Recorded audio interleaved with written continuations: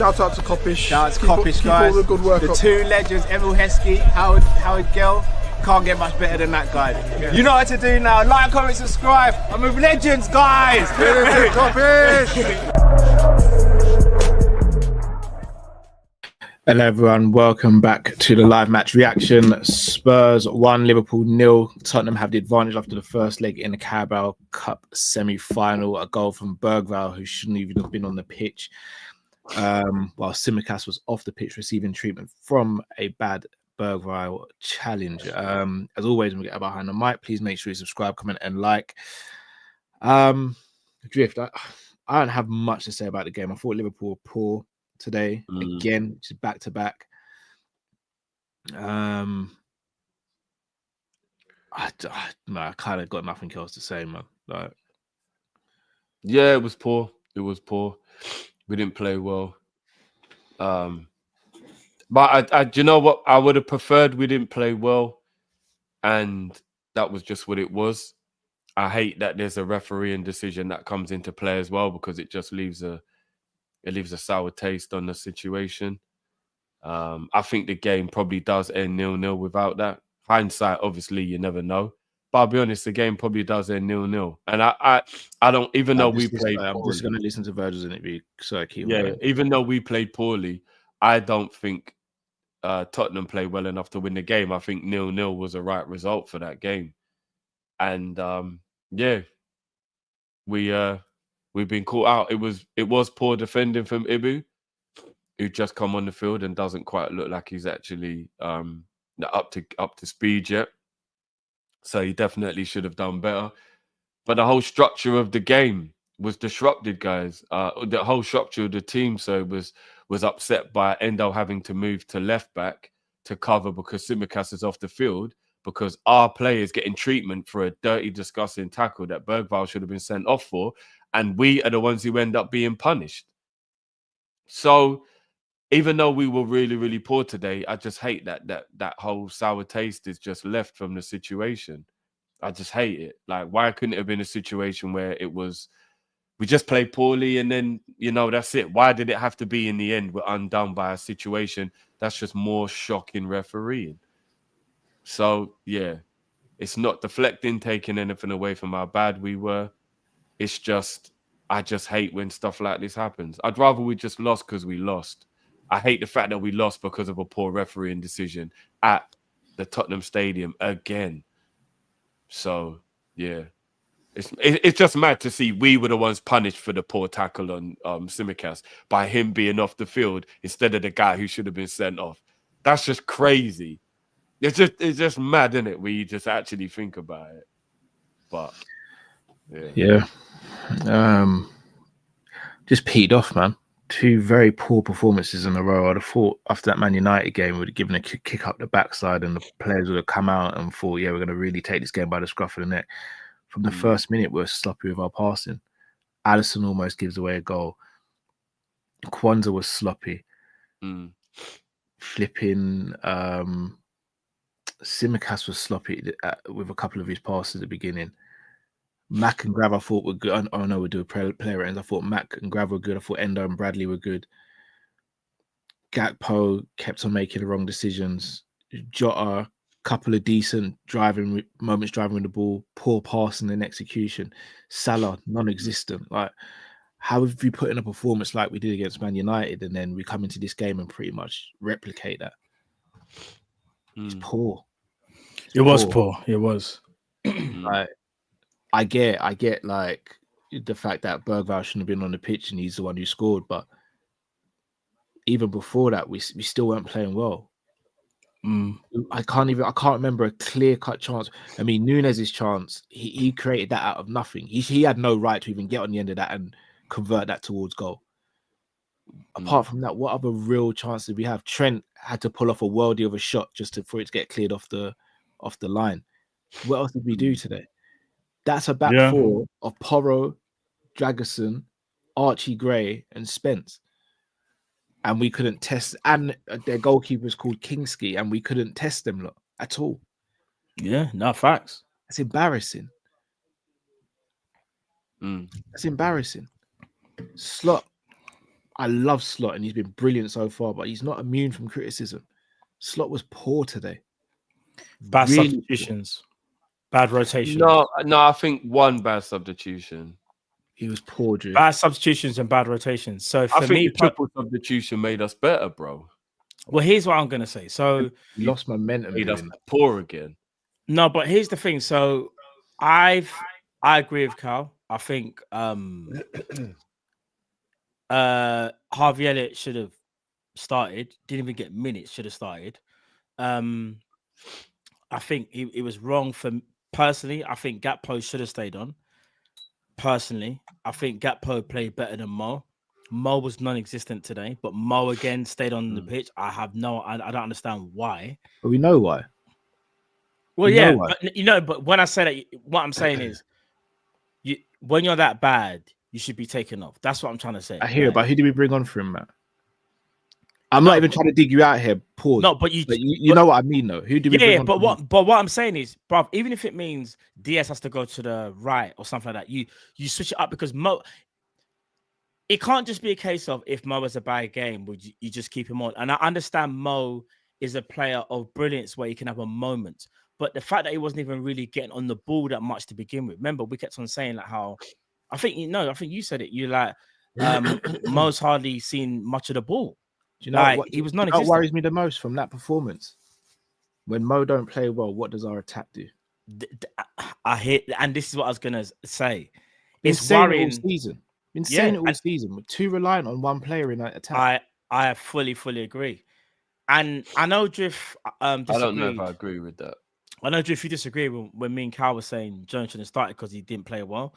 But here's the killer though. Jones again didn't play well, so it's like even if it was just that one game against Man United, okay, cool. He had a bad game. Why not just give Harvey Elliott a chance? Like, but it's mad because I don't have a problem with that. Yeah, but it's mad though because Slot will think, oh, I know, I'll just bring on Kanate, who's still got the stone cold knee brace on, and I'll just play him. And look what happens. Lo and behold, Kanate makes a bad error, who doesn't even look like he's up to speed. Why would you bring him on? Bro, I know it's not ideal. I would rather he would have put Gravenberch at centre back. I know it's not ideal. But to bring on Ibu, who looks so rusty, bro. He didn't even look right when he was coming into a game like that cold as well.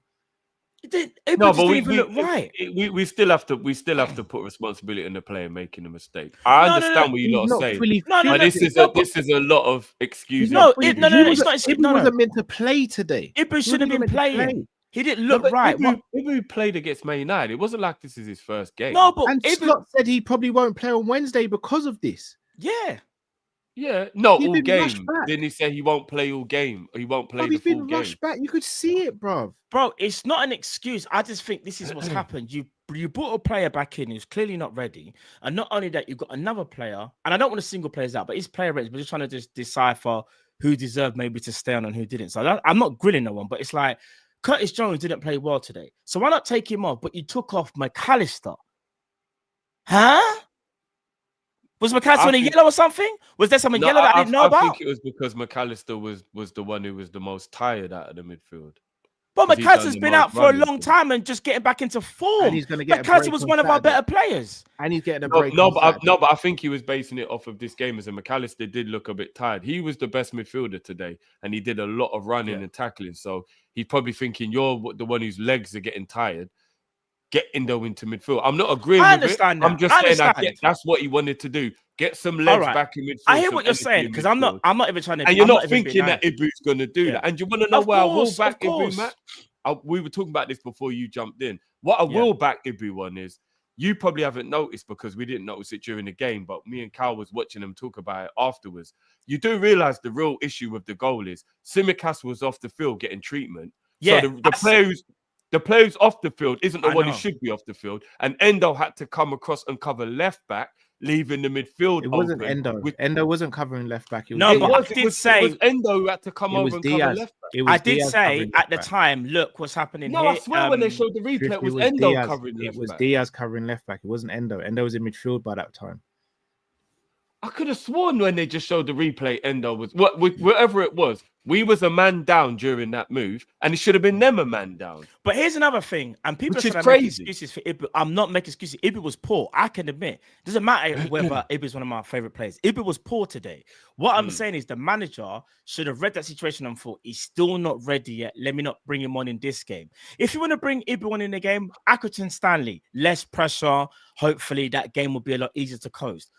Here's where I'm telling facts and not lies. I was actually happy with Endo at centre back. Endo didn't really do nothing wrong at centre back at all. Let's keep it apart. But you moved Endo out of centre back to bring on a player who's not up to speed. That is on slot, bro. That's not a nobody else. And I know what you're saying, Jiff, because he doesn't expect Ibu to make that error. Of course, he trusts him, but he just didn't look ready, bro. He didn't look ready, and I was just like, why would Slot do that? If you're gonna do, at least keep Endo at centre back. Do you know what I'm saying? Like, I don't know, man. Slot gets all the praise in the world, and rightly so. We're top of the league, top of the Champions League, but he's not immune from criticism. And I just think that for me, he got substitutions wrong and rotations wrong, in my opinion. He got them wrong today, and I just feel like Salah staying on the pitch. I know Salah has been the talisman all year round, but if someone's having that much of a bad game, just be like, do you know what, bro? It's not your night today. Take some rest and take the Accrington Stanley game because we need you for Forest. It's okay, bro. We know you're not crap. We know you're not dwindling. It's just a case of you need a bit of rest. But he didn't do that. No, I hear that. I'm not going to lie. Generally speaking, the community is normally quite level-headed, but the last few games, I think, have made people go a bit too far the other way. Because obviously, while listening to you guys, I am paying attention to the chat, and I can see people saying things like, "We're done. I don't see how we turn this around." Like, I mean, as always, it's Nunez's fault, even though he only fucking played 20 minutes. Can everybody just get a little sense of reality and calm down a bit? We're not out the cup yet. We've got a home tie against Tottenham at Anfield in 3 or 4 weeks' time that we can easily turn around because we are a better team than them. Unfortunate with the refereeing decision. And yeah, the games some of the players have been playing poor, but they've been exceptional for the most part of the season. It's a little bit of a bad patch. It happens to everyone during the season. Even when City were as elite as they will still go through a little spell where they're bad. It can happen. Guys, calm down. Calm down. Slot's lost the plot. How do we turn this around? We're not going to win the league, guys. What? Because of a draw against Man United and a 1-0 first leg defeat against Tottenham? Guys, come on, man. Let's get some perspective. What's going on here? I think what's going on here? And they're coming in there and taking shots at Nunez. I'm not doing the Nunez defense thing anymore. I can't be asked. But Nunez was easily second best forward that played in the game today after Gakpo. Arguably, based on the minutes he was on the pitch, maybe the set, for him to be the one who's getting order. Jota played 70 minutes, Salah played 90 minutes. Come on, man. If you're going to assess it from today, don't come in here with your pre-game agenda and then just start attacking Nunez. Nunez is the only one who came close to scoring. No, great. So what are we talking about? No, but I think that's premeditated stuff. All right, so here's the killer. So that's premeditated because in my opinion, the chance that Nunez had, that kind of 1-on-1, I thought he could have lifted it. He could have done better. But the chance where he nearly scored, that was outrageous. He had no right to. But here's the killer. He done more than what Salah done in the whole game, in my opinion. He done more. He was more of a threat. He was more of a threat. So that's why I don't. This doesn't mean he was great, though. And I don't think anyone's blaming. Nobody said. I never said he was great. For him to be the one you're attacking, I don't think no one's blaming Darwin for this. No. You ain't been paying attention to the chat. There's a few people that's saying Nunez. For this, how you missed about? I've counted at least 12 different people. I don't rate Nunez, but I'm not going to come into this pre-match. Post-match and start saying Nunez is shit, bro. Nunez nearly got us a draw. Bro, people Nunez should be the last. Hold on, wait. Talking about people have been cussing Jones as well, you know. People have been cussing as well. Hold on, wait. Jones people have been cussing. No, wait. People have also been cussing Jones and Jota in the chat as well. I saw Jota twice. Carl. You've only seen Jota get cussed twice in the chat. Yeah, I've been paying very close attention to the chat. I love the chat. Big up the chat each and every time. We wouldn't be here because of the chat. But I'm not saying Nunez hasn't been given slack in the chat. No, but there are a few people. There's quite a few people in the chat that. Bro, Nunez is over. If you're paying attention, Carl, it's overwhelmingly shit. Nunez getting the shit in the chat. And Nunez was on the field for 25 minutes? Like And Jones deserves slack he today. can't. Jones was poor. As much as today. I don't really rate him, he can't be the talking point for us not This is doing what I'm anything. saying. It's getting stupid now. It's pathetic, man. For me, It's that's kind of pathetic mad. that everyone just always wants Nunes to be the topic. Like, find another story. It's jarring now. Let's talk about today. Forget Nunes today. Nunes was better than all the other forwards today. Let's talk about how poor everybody else was. What are we talking about one player for? Again, who only played 25 minutes. It's ridiculous. It's actually ridiculous at this point. But I think here's the killer. I love the chat. They're trying to bait certain things, and I hear it. People are frustrated. No, I don't even think they are, brother. Just no, they're trying to make man take the bait. And you know what it is, yeah. Here's the thing. Salah done nothing. I felt Gakpo was actually decent today. I know Gakpo wasn't crazy or anything. He was decent enough. Jota was not good at all today. Do you know what I'm saying? Jota weren't that great at all. Nunes was actually better than Jota. Let's keep it a buck. He was, in my opinion. But I'm not going to sit here and say Nunes was great. But the bit that baffles me is when I see people to say, I've seen it. Nunes is shit. Listen, even if you don't rate him, I find it a bit unfair though to blame a player who he had one decent chance and didn't score. Salah could have had that same chance and might not have scored, but you wouldn't say Salah was shit. This is just based off this game. You could talk about his previous, that's understandable. I hear it. He hasn't been what you expect him to be, because even I understand that. Nunes isn't a player that I thought he could be. However, going off the back of today, the whole team was poor other than very few players. Virgil van Dijk, Gravenberch, Bradley, McAllister, and maybe Gakpo. But Curtis, Trent, I'm sorry. If you want to really pick on one player, you better go and pick on Curtis Jones, because he played a lot more minutes than Nunes. But I didn't see that same vim for my man. It's kind of mad. There are agendas. Think today's a pick on one individual type of thing. I think it's just assess that most players had poor games today, and then in the player ratings, that's when we'll do it. Like, do you know what I mean? It is what it is. But like I said, I'm not doing the whole defending anymore. I'm just trying to give people a little bit of like, just, you know what I mean? Like, it's actually sad. Like, it's kind of a get a life situation. You know, I don't like to bring out. I don't like to kind of got people in the chat. Yeah, it's ridiculous. I'm just gonna say, I'm not gonna say the person's name because I ain't even gonna give you that time of day, brother. But if you think I'm wrong, fair play. But you can't say I'm wrong. It's just my opinion. People will agree with it, and some people will disagree. It's called an opinion, bro. Maybe you should learn to have one. You know who I'm talking about. If you want to say something else, you are in the chat. Say it again. Say it again. But yeah, we move. Should we get into player ratings? Yeah, might as well. I ain't got time for people like that, bro. Honestly. It's mad because even if you disagree, you can just say, I respectfully disagree with you know, bro. Like, do you know what I mean? And you know what? 99% of the chat, this is why I love you guys, because a lot of you guys show respect, even if you disagree. I don't mind if you disagree, but there's a way of saying things and a way how you go about saying things. It's about respect, innit? That's all man's saying, innit? If you can't show respect, then piss off. Seriously. Just piss off. Standard. Right. Who we starting with? Keeper, yeah?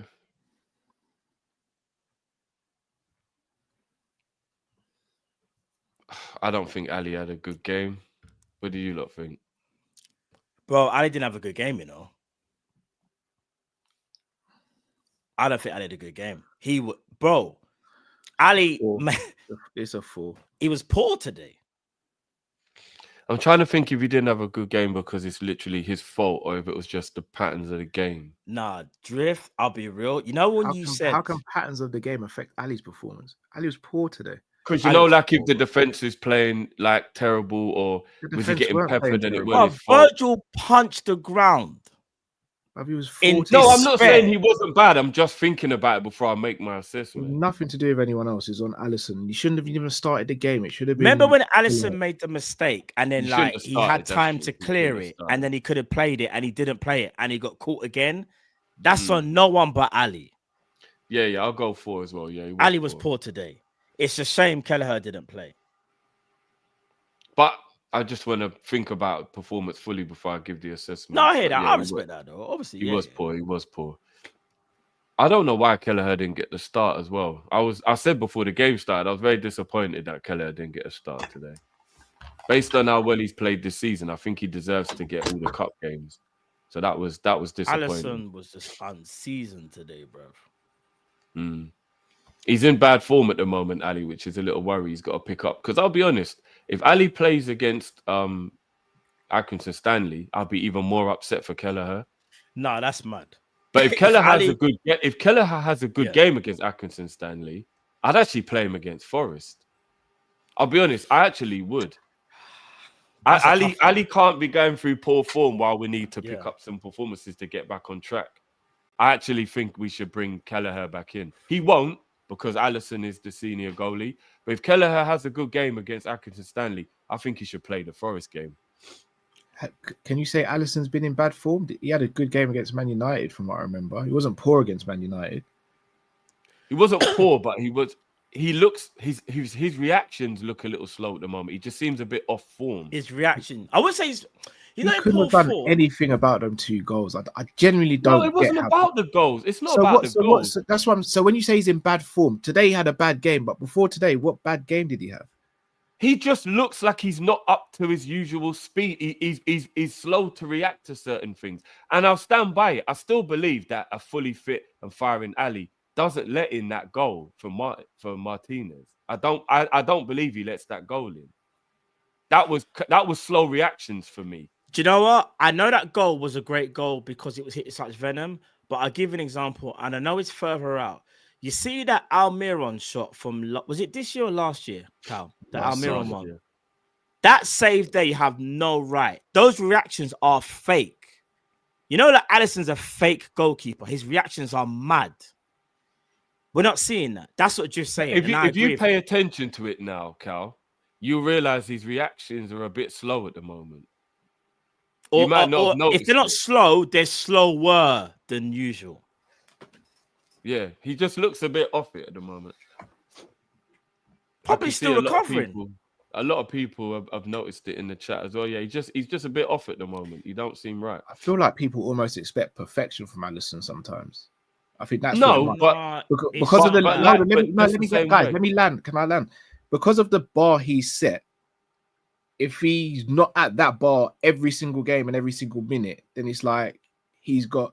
Like, I'm just be real. Like the Martinez one comes off the crossbar and goes in, and he's hit from very close range at power. At power. Ahmad's one, no one's expected Ahmad to get the ball, and it goes through Robbo's legs and goes in.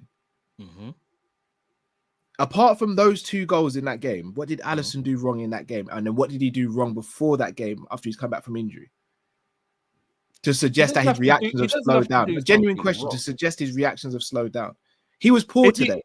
If you go back and watch the games, I don't keep it in my memory because I ain't got like an agenda against this. I don't remember everything he done. But as I'm watching the games, I'm like, oh, Ali, what's going on? You're acting a bit slow there. Like, it's just something you notice. I don't remember exact moments, but during the game, I have noticed he's just been a bit slow to react.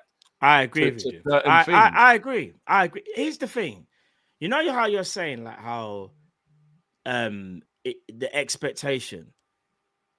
That's true. Expectation does play a lot because you look at Virgil. We expect a certain level from Virgil, and if Virgil is performing at that level, you think, oh, is something wrong with him? Like, because you know the level they're normally at.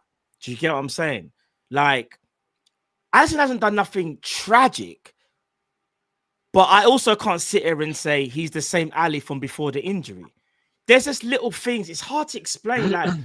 Little things that's just a bit off, like even his decision making, that dwelling on the ball a little bit longer than he normally does, that indecision, those reactions, it might not seem like much, but like because he's very much like a cat with the reflexes, and you don't maybe see it, you're thinking, oh, is he okay? Because those cat-like reflexes are something that we come to expect, and that's why we put him as the best in the world.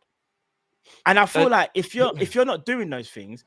Of course, we're not going to start barraging him and that like that. But we have a right to say, is he still fully fit? Is he okay? There's nothing wrong with doing that. There's no agenda. But we're allowed to say these things. No, I'm not saying there's no agenda. You know what I'm saying? And not only that, we have to remember, if we didn't have a good backup goalkeeper, we just have to persist and play through it. But when you've got a goalie as good as Kelleher, take him out for a game or two and let him train for a little bit more and try and get a bit more into match fitness or whatever it might be. And just utilize Kelleher. There's no point having the top goalkeeper as your backup goalie and not playing him. It's weird. It doesn't make sense. You know what I mean? So that's why I would bring Kelleher back in for a game or two. Right. Bradley. He had a good game, you know. I thought he had a good game. Yeah. Bradley, very good game. 7.5, I agree. So I'm just looking for, is that in there? Connor. Yeah, 7. Yeah, I'm not mad at that. Good game back for Bradley. Good start. One of the better players today, definitely. Definitely. Up until he got injured, Kwanzaa a little dodgy, you know. I'm gonna go 5. Yeah, I think. Yeah, I was gonna say 5 for Kwanzaa. Yeah, That might even be being generous, but I'll go 5. Verge. 9. Yeah, Virgil was the only. When I say it to you, I'm almost tempted to give Virgil a 10. I don't know what he could have done more today, to be honest. He's kind of defending on his own. I don't want to go as far as saying defend on his own because I do think Endo. I know we'll get on to Endo, but I do think Endo was good when he come on as well. He was. Virgil was definitely in that. Virgil was still doing the majority of the stuff though, even when Endo was on. No, because Virgil pulled rank. He knows what he has to do, innit? Do you know what I mean? 9.5 for Virgil. I thought it was a pretty flawless performance from Virgil today. Yeah, I'm fine with. I'm good with it. The only one who really comes out of it Drift? with no real. Not to be a menace, we drew to Man United and you didn't want to give no one above a 5, bro. No, but that was a real shock. But what makes it different today? We lost. In the end, I agreed with you. Drift, I'm asking for consistency. I'm being a menace here. But I gave you a high rating for Virgil during that game. I said, all right, cool, you lot have convinced me. Virgil gets... And I did give him a high rating. But Virgil was better today than he was against Man United. Definitely. Yeah, but that's because 100%. I think... But that's because... I don't think Virgil was that good against United, but today he was very, very good. It was a totally different performance. Yeah, if I'm being honest, he had less to do today, though. Do you want to know why he had less to do? Because we didn't make as many individual errors. Look at Trent. Bro, look at Trent. Trent wasn't even there. He had less to do, bro. Maybe, but I still think he had a much better game. But listen, I'm being a menace, but Virgil was 9.5. I ain't gonna pose it, but Virgil was cold today. Simicast. Bro. 4. I don't think he was poor. Yeah, I'm just gonna go 5. I think he was just average today. He was better than Kwanzaa. I'm gonna go 5. You think Simicast was poor today? No, not poor. He started poor. The first 20 minutes were poor, but I think he picked it up. I'm just gonna go average for I didn't think Simicast was that good. 5 at a push, average. I was going to go 5. You can tell he looked rusty, bro. 5.5 or a 6 for me. Hold on, wait there. Do you not agree that Simicast was hella rusty today? Because we all said it. No, yeah, he was rusty. Yeah, he did look rusty, yeah. But apart from the pass back that was a bit the one early in the game, what mistakes did he make? Or what did he do wrong? Bro, they mainly attacked down that side and got change. You do realize that? He was caught out of position a few times, you know. Yeah, because they knocked the ball over him, man. No, because they targeted that side more than the right hand side. He also they couldn't get change out of Bradley, so they focused on Simicast. He also got forward and put a couple of balls in the box. I'm telling you now. Go and watch the game. Poor, man. 5 is a max, bro. We're pushing it, bro. When you go back, all their attacks came down that side where they got change. I'm telling you, bro. It's our position. It's cool, Matt. Let's just always let the person have their. You know what? I'm gonna say this, Dean. You know, it's not. Listen, you're my bro, Dean. You can't say I hate Simicast when I said Simicast should be the starting left back over Robert. You're moving mad, Dean. You're moving mad, bro. You always hate someone when you say something about them. It's so crazy. It's like you're not allowed to say players don't play well. Should we land on 5 then? Because flipping out, bro. Said 5.5. So we'll land on 5 for Simicast. I thought Simicast was all right. He was just average. I don't even mind him being 5.5, but he was a 4 or 5 to me. That's me being honest. 4 or 5. But I'm cool with 5. Moving into midfield, McAllister. He was good today. I'd go for. I think he's the only other player that really stood out today. I'd go Him and 8 Virgil, from I think, were McAllister. the two standout players today. I'd go. I'm 8. gonna go 8 for Mac. I thought he was good today. I like Mac's McAllister was performance very today. good. He was at 8. Should have been on. Should have stayed on. He did look tired, but yeah, I'm not gonna argue with that. Maybe he should have stayed on for all, but he did look a bit tired. He didn't look more tired than Jones. Jones didn't look tired. He was just playing shit. No, Jones. I don't know what. I think Jones had a late night, bro. Car, he was moving mad. He just played shit, bro. The newborn must have kept him up because, bruv, like, His running Prime partner partner. today, Gravenberch. What do you think? I of thought Gravenberch was good as well, though. Not as high as Matt. I'll say like 7. I'd go For 7 Graham. for Mac as well. Yeah, so Perfect yeah, I'll go Grav, 7 for Yeah, Gravenberch. 7. He wasn't as good as his crown partner, but it was He did have a good game though. Yeah. And then obviously, I'm at grey or white. What?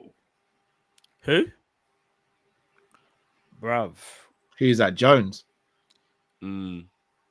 Whichever you lot won by is a 2. I think he was awful. I'm gonna go grey 2. No, I'm saying awful. He goes in very the awful, white. He's awful. I see what you Fair tried to do.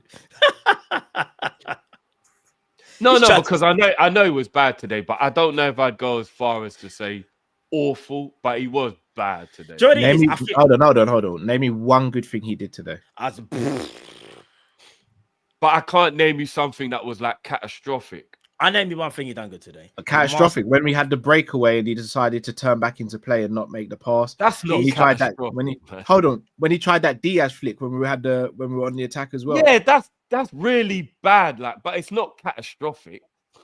Bruv. The only name thing, you 2 bad things he's done. You can't name me one good the only thing Jones done good today was master the art of procrastination. He's now the master. There was a few. Don't you remember there was that period where I went, wow, that's heavy for 2 times in a row now. He's popped the ball off quick and kept the move moving. It's like he's learned to stop holding on. Do you remember that? That's how low the That's bar is. that's a basic thing. No, you just said name something good, so that's why I think he's more. No, that's something that sets the standard. That he just passed the ball. Drip. No, but I think if you get awful, that means like you should have. It's your fault. A goal was scored. What I'm trying to say, you know what I mean? Like, I think if you get into awful, then that's but when did he help the team in any way? Did he? Be honest. Did he help the team? Not did he really. help the team? No, but you don't. But that doesn't mean that you was awful. Did you notice Jones today? Yeah, for the wrong reasons. Tell me, he was awful then. Drip. But I'm saying he was a 2 in the poor. I just don't think he was awful. I'm not saying he was good. I just think awful might be a bit too far. Trent against Man United was awful. Jones weren't anywhere near that bad today. That's all I'm Trent saying. was off the board. Or Trent should have got a mark. We gave Trent a 0 though. Jones getting a 2. Jones getting a 2, bro. No, but I'm talking about the category. I just think when you're in the awful category, you need to have done something that was really, really like it's your fault they scored goals and stuff like that. He was just, he was crap today, but I don't know. Anyway, Jota. I don't think anyone's going to agree with me on this, but I'll go 5 for Jota. Nah, it's a 4 for me. Jota was poor today. Jota was poor, bro. I'll say the same thing you just said to me about Jones, then, Cal. What was it that he did that was good today, Jota? Jota got on the ball. He actually, when he drove through and got the foul from Basuma, that was him picking up the ball and driving through the midfield. Is that how low the bar is today? He Sorry, just dribbled 10 yards and got fouled. Nah, Drift, you can't say that. Hold on. Back in Jones. So hold on. I wasn't backing Jones. I just said Jones wasn't awful. That's all your I said. defense for Jones was. Remember that No, time he made that first time pass. Jones wasn't awful. I wasn't defending him. He was bad today. But Jota got on the ball and did nothing with it. Like every pass he made was bad. Drift, I agree with you on the rating, but you I'm can't just saying, No, I agree with the rating, but your defense for Jones, and then Cal brings up a legitimate defense for Jota. I didn't defend Jones. I said I think when you go in the awful category, you needed to have done something that like cost the team a goal and was just Jota was poor though. Yeah. I don't think what Jones was doing was catastrophic. I just think it was really bad. That was my only point. Like, if you're awful, you needed to have cost your team goals. Like, everything you were doing was just All right, absolutely Jones all over was the place. non-existent. And I don't think Jota Jones wasn't. was that bad today. No, Jones was non-existent today. Non-existent. He was ball I hogging and it noticed was what Jota. annoying. No, but Jota made driving runs. And Jota actually tried to do something. Like Jones You done didn't realize I nothing. give Jota twice the score I gave Jones. I gave Jones a 2 and I gave Jota a 4. I'm not saying they're the same. No, I know. Jota was poor. I just don't think Jota did anything good today. I don't remember him making any. All his passes, I think, were off. His shooting was off. I just don't think he did it. He had 2 bad passes. How many good passes? I don't think he had any good passes today. He led the line and didn't do anything. I'm just saying, I don't think he had a good game at all. So when he picked up the ball and he nutmegged, I think he nutmegged someone, then nutmegged Basuma again, and then popped off and got into the box. That wasn't good either. But that's literally the same thing as when I said, but Jones did 2 really good pop-offs and kept the move flow, and you went, oh my God, how low is the standard? So hold on. Him getting the ball, beating one man, then nutmegging another man to get out of a situation and then playing it off. And but then that's the only good thing he did all game. I've named 2. No, but it was all in the you same said move. Jones got the ball and passed it quickly. That is basics of football. But what you was annoyed with is that he was ball hogging. So I'm saying, but then when he did what you wanted to do, you're not saying that it was good. Stevie does that on a Saturday morning, bro. He gets the ball, looks up and passes it quickly. I get angry with Stevie when he holds onto the ball for too long. He's 5 years old. Jones is 25. Jones is 20. Jones is a big man. So if you're annoyed with Jones for ball hogging, but then when he does pop it off quickly, it's what he's supposed to do. He can't win then. What? How? Because if there's one thing Jota did in the game, which was a nice little nutmeg, it was a cool move, and then you're going to say that means he had a decent game. I never said he had a decent game. I said he was average. I gave him a 5. I gave him a 5. Nothing higher than you gave a 5. him a 4, Drift. It's not even that deep. The common denominator is Jones was the worst player on the pitch. That is the true story. That goes without saying. Jota 4 or 5. I'm just saying, I don't know what Jota did good today. But yeah. But I don't get how you can. I've just given you stuff, but yet you came to Jones's defense like that because he popped. I didn't come to Jones's defense. I just said Jones wasn't awful. He was poor. I didn't come to his defense. He was bad today. There's a difference. If you get awful, I think you need to have done something that was really costly towards your team, letting in goals and all that kind of stuff. I tell you why Jones was costly, because as the number 10, you're meant to link play between the midfield and the attack, and he didn't do it once, which meant Gravenberch McAllister had to again put in double shift because he pulled the same thing on Sunday. And that's why he was poor. Awful. And that's why he was poor today. So he didn't do his job. And that's why he was poor. Yeah, I gave Jones a high mark or something. Nah, Jones was awful, bro. I just think he was a grade 2, not a white 2. That's all. Well, it's neither here nor there. He was awful.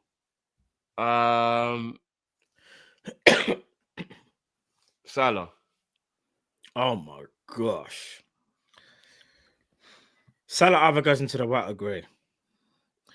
If Jota's a 4, then Salah's a 3. Salah was worse than Jota. 100. But saying that, Salah could have got an assist or 2 today as well. He actually created. Who played the? He played the pass for Nunes. He made the pass for Nunes. He played the pass for Nunes, I innit? don't think he did any other assists.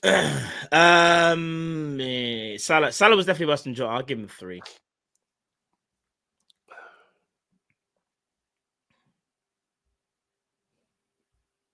Would you give him Carl? Yeah, I gave him a 3 as well.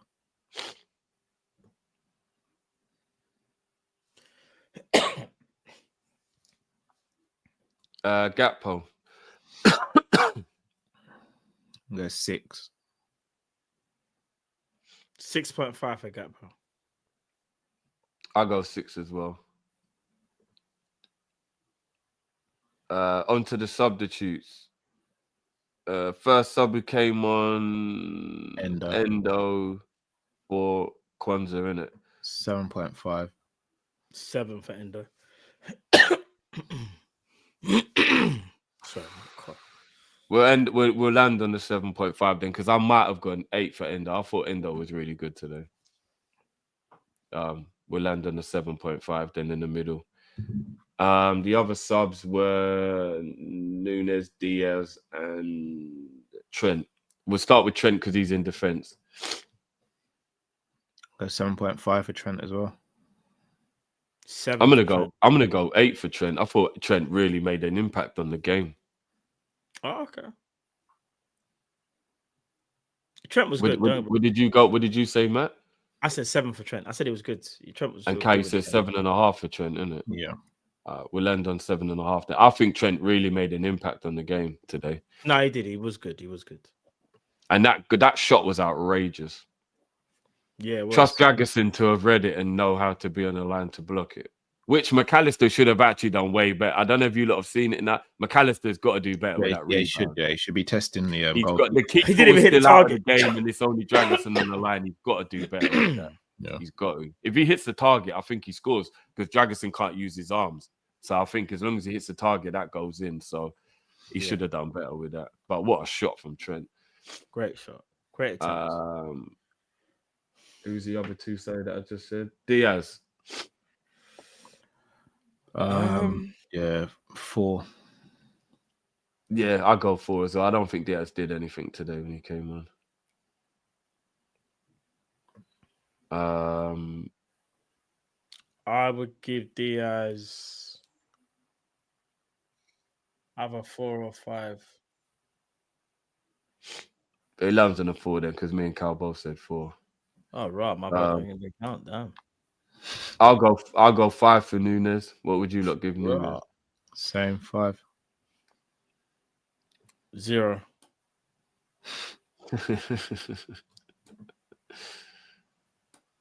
No, what is your actual rating? Just out of curiosity. Oh, now you want to know? Because when I said Diaz, you didn't want to hear me, bro.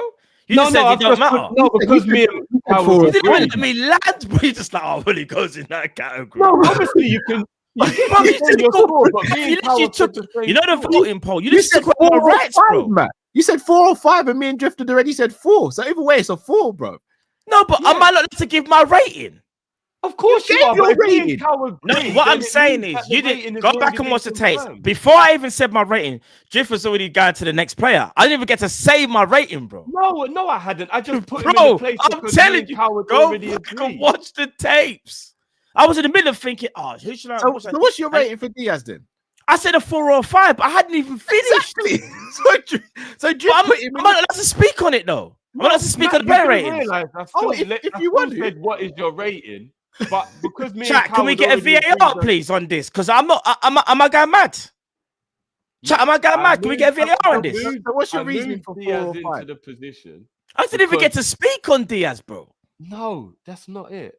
Because me and Cal gave him the same score, that's his score because it's already the voting thing. But I still said, what is your score for him afterwards? And you said 4 or 5. Then I moved on to Nunes. It's cool, innit? It's cool. Yeah, I will show you, bro. No, God, no. What do you want to say? I was in the middle of speaking and Drift. You know what you said? You went, because you think you're trying to go to the next player. I'm saying, you went like this. You went 4 or 5 like that. It's cool. I thought you were done. You literally did, nah, bro. It's cool. 2 people can't see the same thing, and it's not what happened, man. It's cool. Someone said go back and watch it. It's so true. Go back and watch it. So what do you want to say, Matt? No, it's cool. We move on. We move. We move. No, we move. We move. All right, cool. We move. Well, we've moved on to Nunes. What was your Nunes rating? 0. Fair enough. Nah, 5. I say 5. Yeah, Nunes is 5. You're my average. And unfortunately, finishing with Ibu. No, I got Slot as well. Oh yeah, no, I mean out of the players, isn't it? Out of the players. Ibu was poor today. Yeah, Ibu was poor. I'll be honest, guys. I don't blame him. I just don't like what I saw when he's the only other senior centre back. He's got to get up to speed quick. But bro, if he's not up to speed, don't pick him. He's not free. No, but I think it's match fitness, Matt. You have to play him to get him up to speed. Drift, the man has a knee brace on, bro. This game, I think that's precautionary, though. Brother, I don't think it's because his knee still hurts. I think wait there. Ibu's had injuries under the Klopp era. Never once have I seen him bring on a knee brace coming back from injury. Yes or no? Tell me I'm No, lying. but I don't know if he had a knee injury. I don't remember what Tell his me I'm injury lying. No. Ibu's never had no knee brace, no nothing, no discomfort. But Under the did he have Klopp a era. knee injury though? I don't know if he No, had a knee bruv, injury. Ibu's had big injuries under the Klopp era. Not obviously like massive, but like injuries enough to the point where you look at it and go, flipping out. Bro, this is the first time I've seen Ibu wear a knee brace, bro. No, but Matt, has he had a knee injury before? Because he's not going to wear a knee brace if he's got a calf strain or a hamstring No, I injury. think he has. In the Klopp era, I think he has, bro. But again, listen, I agree with you. I think he was poor. I think Ibu was poor, though. Listen, Ibu's one of my favorite players, but he's still poor today. Remember, my point is just I think he's rusty. I don't think he's still injured. I just think he's not match fit. And the only way to get him match fit is to play him, unfortunately. No, what I'm saying is this, though. In my opinion, in the Man United game, you could tell he still didn't look right. Yeah? So from that game, you've seen he didn't look right. So you didn't start him today. Well done. But then you brought him on. That's stupidity for me. That's on the manager.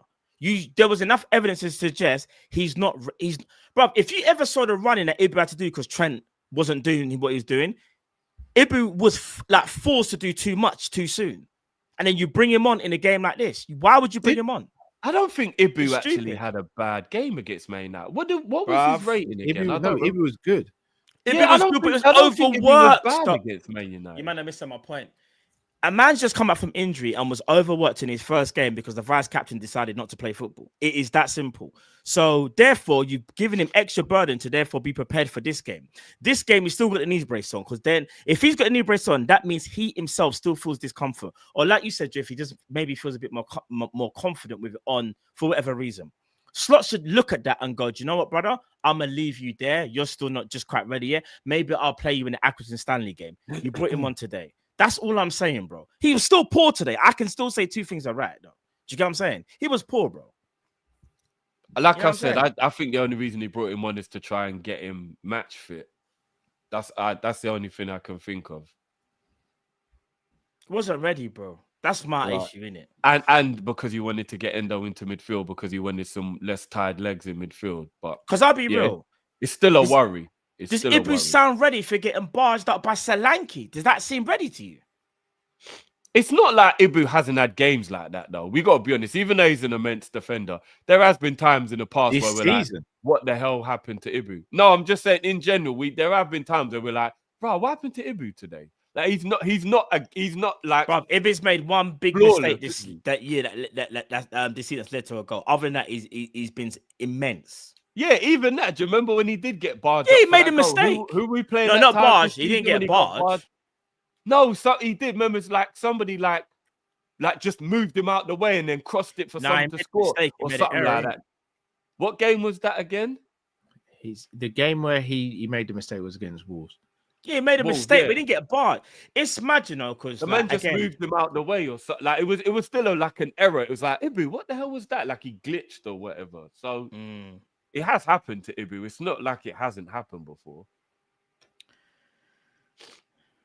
I definitely think that it's a little worry we've only got 2 fit senior centre backs though. I can't lie, that is a worry. You've got 1 fully fit centre back. Well, yeah, 1 fully fit, yeah. 1. It's cool, though. It's cool though. We don't need to buy a centre back. No, we don't. And we don't know how long Joey's out for, which is a worry. So they haven't even given us a timeline on Joey. But we don't even know what's going to happen with Kwanzaa now. I was going to say, we don't know what's going to happen with Kwanzaa. No, I know, but I'm saying Joey's been injured for over a week and they still ain't give us a timeline. That's a bit of a worry. I can't lie. Hold on. Kwanzaa came off because he was sick. He wasn't injured. Oh, is that what it is? He felt sick. Well, that's actually a big relief because that means that it will be something hopefully that won't last as long. Slot said illness. Okay. Remember I said he was walking like it wasn't that serious. Remember what I did say when he's walking off, at least it don't. Well, if that's the case, then that makes it a bit better then because you know what I mean? That means he might be all right in like a week or so then. Either way, we do need a centre back. We need a centre back. Right, moving on to the cut. So, what did we fall on for Ibu? Poor. I said poor. 3. Right. Manager.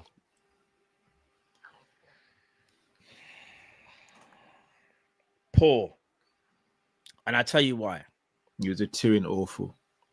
I'll tell you why. I'm going to give you I'm not going to give a rating blindly. I'm going to tell you why. Should have played Kelleher. Don't understand why you put Allison. Shouldn't have brought on Kanate. You should have took off Curtis Jones. You shouldn't have even taken off Gakpo. You should have taken off Salah. Do I need to say any more? Moving Endo to midfield, and also subbing off McAllister. I've got a list here as well. Yeah. Right. Yeah. Say the list of crimes. So I've got Allison for Kelleher shouldn't have happened. The McAllister sub shouldn't have happened. Ibu coming on shouldn't have happened. Curtis Jones should have been subbed off. Gakpo shouldn't have been subbed off, in my opinion. Elliott should have come on, and Endo shouldn't have been moved into midfield. That's it. The Elliott one as well. Thank you. We were in control of the game when he took McAllister off. Facts. I'll also throw in. I love Arne Slot, but he has to get the treatment that I'd have given to Klopp, and I love Klopp as well. He gets a 2 out of 10. He's in awful today. It was a poor, I was going to say awful. Awful. I don't really care, to be honest. I'd also throw in on that I know these are grown men and it is their responsibility to motivate themselves, but he didn't seem to have given them the kick up the backside you would have hoped that after that Man United performance he should have. Like, the team didn't look like the team who'd been given that bollocking. I don't know if you lot disagree on that, but that performance today don't look like a team who got told about themselves after the United game. And he should have made sure he told them about themselves after that Man United game. So I'm also going to throw that on top of everything you lot just said. I'm going to go 2 as well for Slot today. Yeah, it was that. Whether you're going to put him in the port awful, I don't really care. I really hope that this is just Slot's blip and then he gets back at it. Do you know what I'm starting to wonder? I'm starting to wonder whether he fully trusts some of the members of the squad, like Harvey Elliott, you know? I don't think he does. But I ask you this then, Matt. I ask you this. Big up on the player ratings there. We're finished with the player ratings, guys. I'll ask you this then, Matt. If that is the case, then why would he not be? And again, this is just the funny thing is, I used to always say to you, lot, look at what happens, look at the actions, don't listen to the words. When it was Klopp, because I always used to feel like he was just very defensive of the owners. And surprise, surprise, Slot's doing exactly what Klopp used to do. In press conferences, talking about we won't be buying anyone, we don't need anyone, all that. Remember, I used to say, guys, watch the actions, don't listen to the words. These are men who just don't want the toxic. I know what you're saying. You get what I mean? They just don't want it to get all toxic in public. But the actions. So, Matt, you saying that we need some signings, which is true. Yeah. Slot don't trust members, which it does look like. Elliott and Endo especially, he just don't really look like he trusts those guys. So why aren't we dipping the market then? All right. So there's a common denominator. When Jurgen Klopp had his little outburst and came out of character and said, we can't do anything, we've got bills to pay, that's when it was the Kabak situation. He needed signings. He wasn't given anything. Slot wanted a defensive midfielder. He wanted to get Zubimendi. But after Zubimendi, the club basically said, well, we're not going to bother trying to get anyone else. Whether that's up to Slot, we don't know. But he wasn't given an opportunity. Not only that, in regards to Mamadaashvili for next year.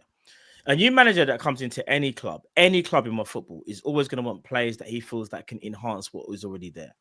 Slot is not stupid. As we know, he's a smart manager. He knows the talent he has. He's maximizing the players that he has now. I just think there's a bit of a kerfuffle in terms of what he can and can't do, and I feel like his hands are tied. And I tell you why his hands are tied. His hands are tied because, again, the PR has already started. The contract situations means Liverpool can't really do nothing until those things are sorted. I've already seen the reports. The PR is in full effect. Slot is the coach. He's not the manager. He has probably been told, this is what we're going to have to do right now. Bear with us. We've got to sort this out, and then you can see what you're going to do. All he can do is coach. Remember, he's not the manager. He's the coach. Very different from Klopp. Klopp was the manager. Klopp brought in his brethren. Slot can't do them type of thing there and pull rank like that. He can't do that. They don't have that power. They've done it on purpose, yeah?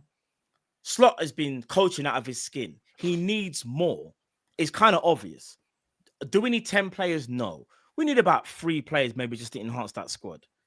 He's doing the best he can. But if he doesn't trust the player, there's nothing that he can actually do if he doesn't think the player is good enough. For example, you've been calling for it, Drift. Endo, prime example. Doesn't really trust Endo. He'll use him if he has to. He don't really want to be doing that. But right now, he's got no choice. So he's kind of backed into a corner, in my opinion. We'll have to wait and see how it plays out. But I guarantee you, the PR will start now. Liverpool won't do nothing in the January because of the contract situation, and it'll be the same thing in the summer. Because what happened in the summer is, if we lose those players, it will be we had other things to sort out. So Slot again couldn't really enhance. He's just replacing the players that potentially could go. I'm telling you from now, we know the common denominator. Forget spending G. Yeah? FSG. That's who they are, bro. I'll leave it there.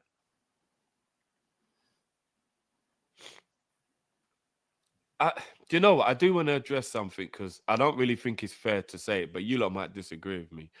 I've seen a lot of people in the chat since we started this topic a few minutes ago saying, he's just a yes man. He's just a yes man. FSG only hire yes men. I don't think when a person won't call out their man, their owner or their employer in public, it means they're a yes man. Like I don't agree with that.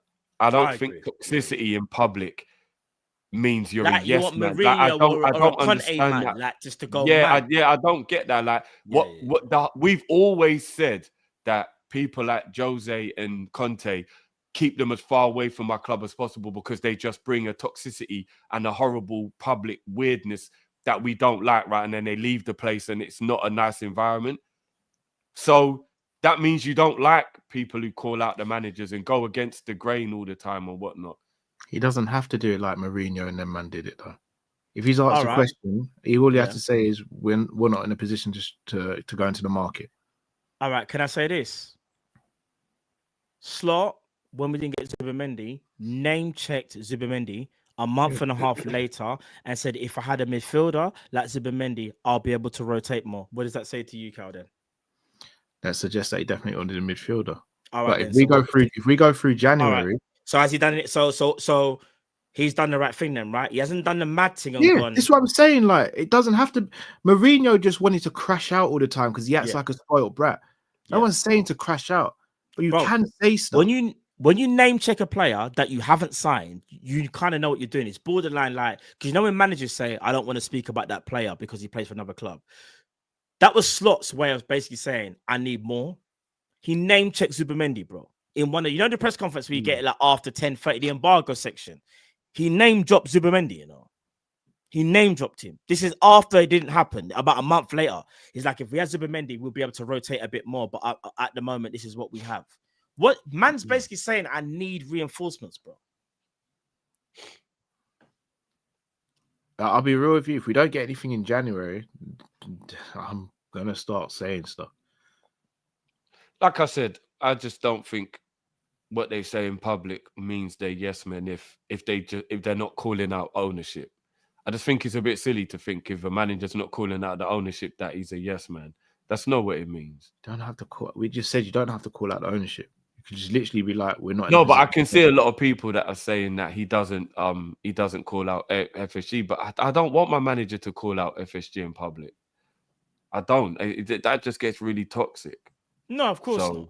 But to my point, even what you're saying, Carl, I don't disagree with you. But even that, like little bits of shade. I'm not saying he can't do it or don't do it. I'm just saying if facts are facts. All right. So here's the thing, Drift. If he stays silent on a situation, are you good with that? I think silence is better than toxicity. So why is everyone going at Trent then? Oh, that's a totally different topic. Why?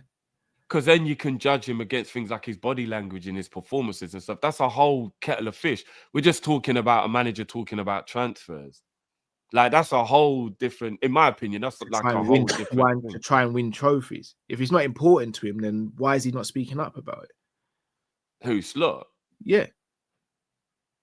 Because it gets toxic if you start doing that. Like for example, if they say to him, do you want players? And he goes, we can't afford it. Us as a fan base, but oh my God, Slot said we can't afford it. And then it becomes a big deal. It's already we wouldn't be able to help. Deal. But we signed Chiesa in the summer and we ain't seen my man. It's already a big deal. No, but it makes it worse if the manager speaks on it, in my opinion.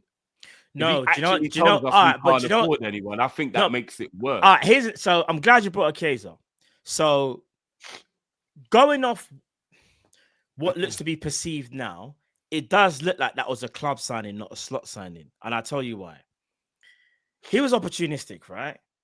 And there has been times when it seems like he was available, but Slot still hasn't used him. Slot, for whatever reason, doesn't trust him or hasn't seen enough to suggest that he should be on the pitch. The brother was named on the substitute bench again. We didn't see him. That's quite telling. That's quite damning. But the PR is Slot is counting on him for the second half of the season, which could be true. But so far, I can only go over what I've seen. So far, that hasn't been the case, and he doesn't look like it. Because I'll be real, Salah pulled up a stinker. Is Chiesa in such bad form that Chiesa can't play 10 minutes? That's Slot's talk. Slot is talking loud, you know. He's talking. He basically say, "You man got me this player, yeah. This brother's throwing up after one training session. This brother's calling in sick all the time. He's not like I'm just keeping it a buck in it. That's what it looks like from the outside. I don't have inside information. I can only go by what it looks like from the outside.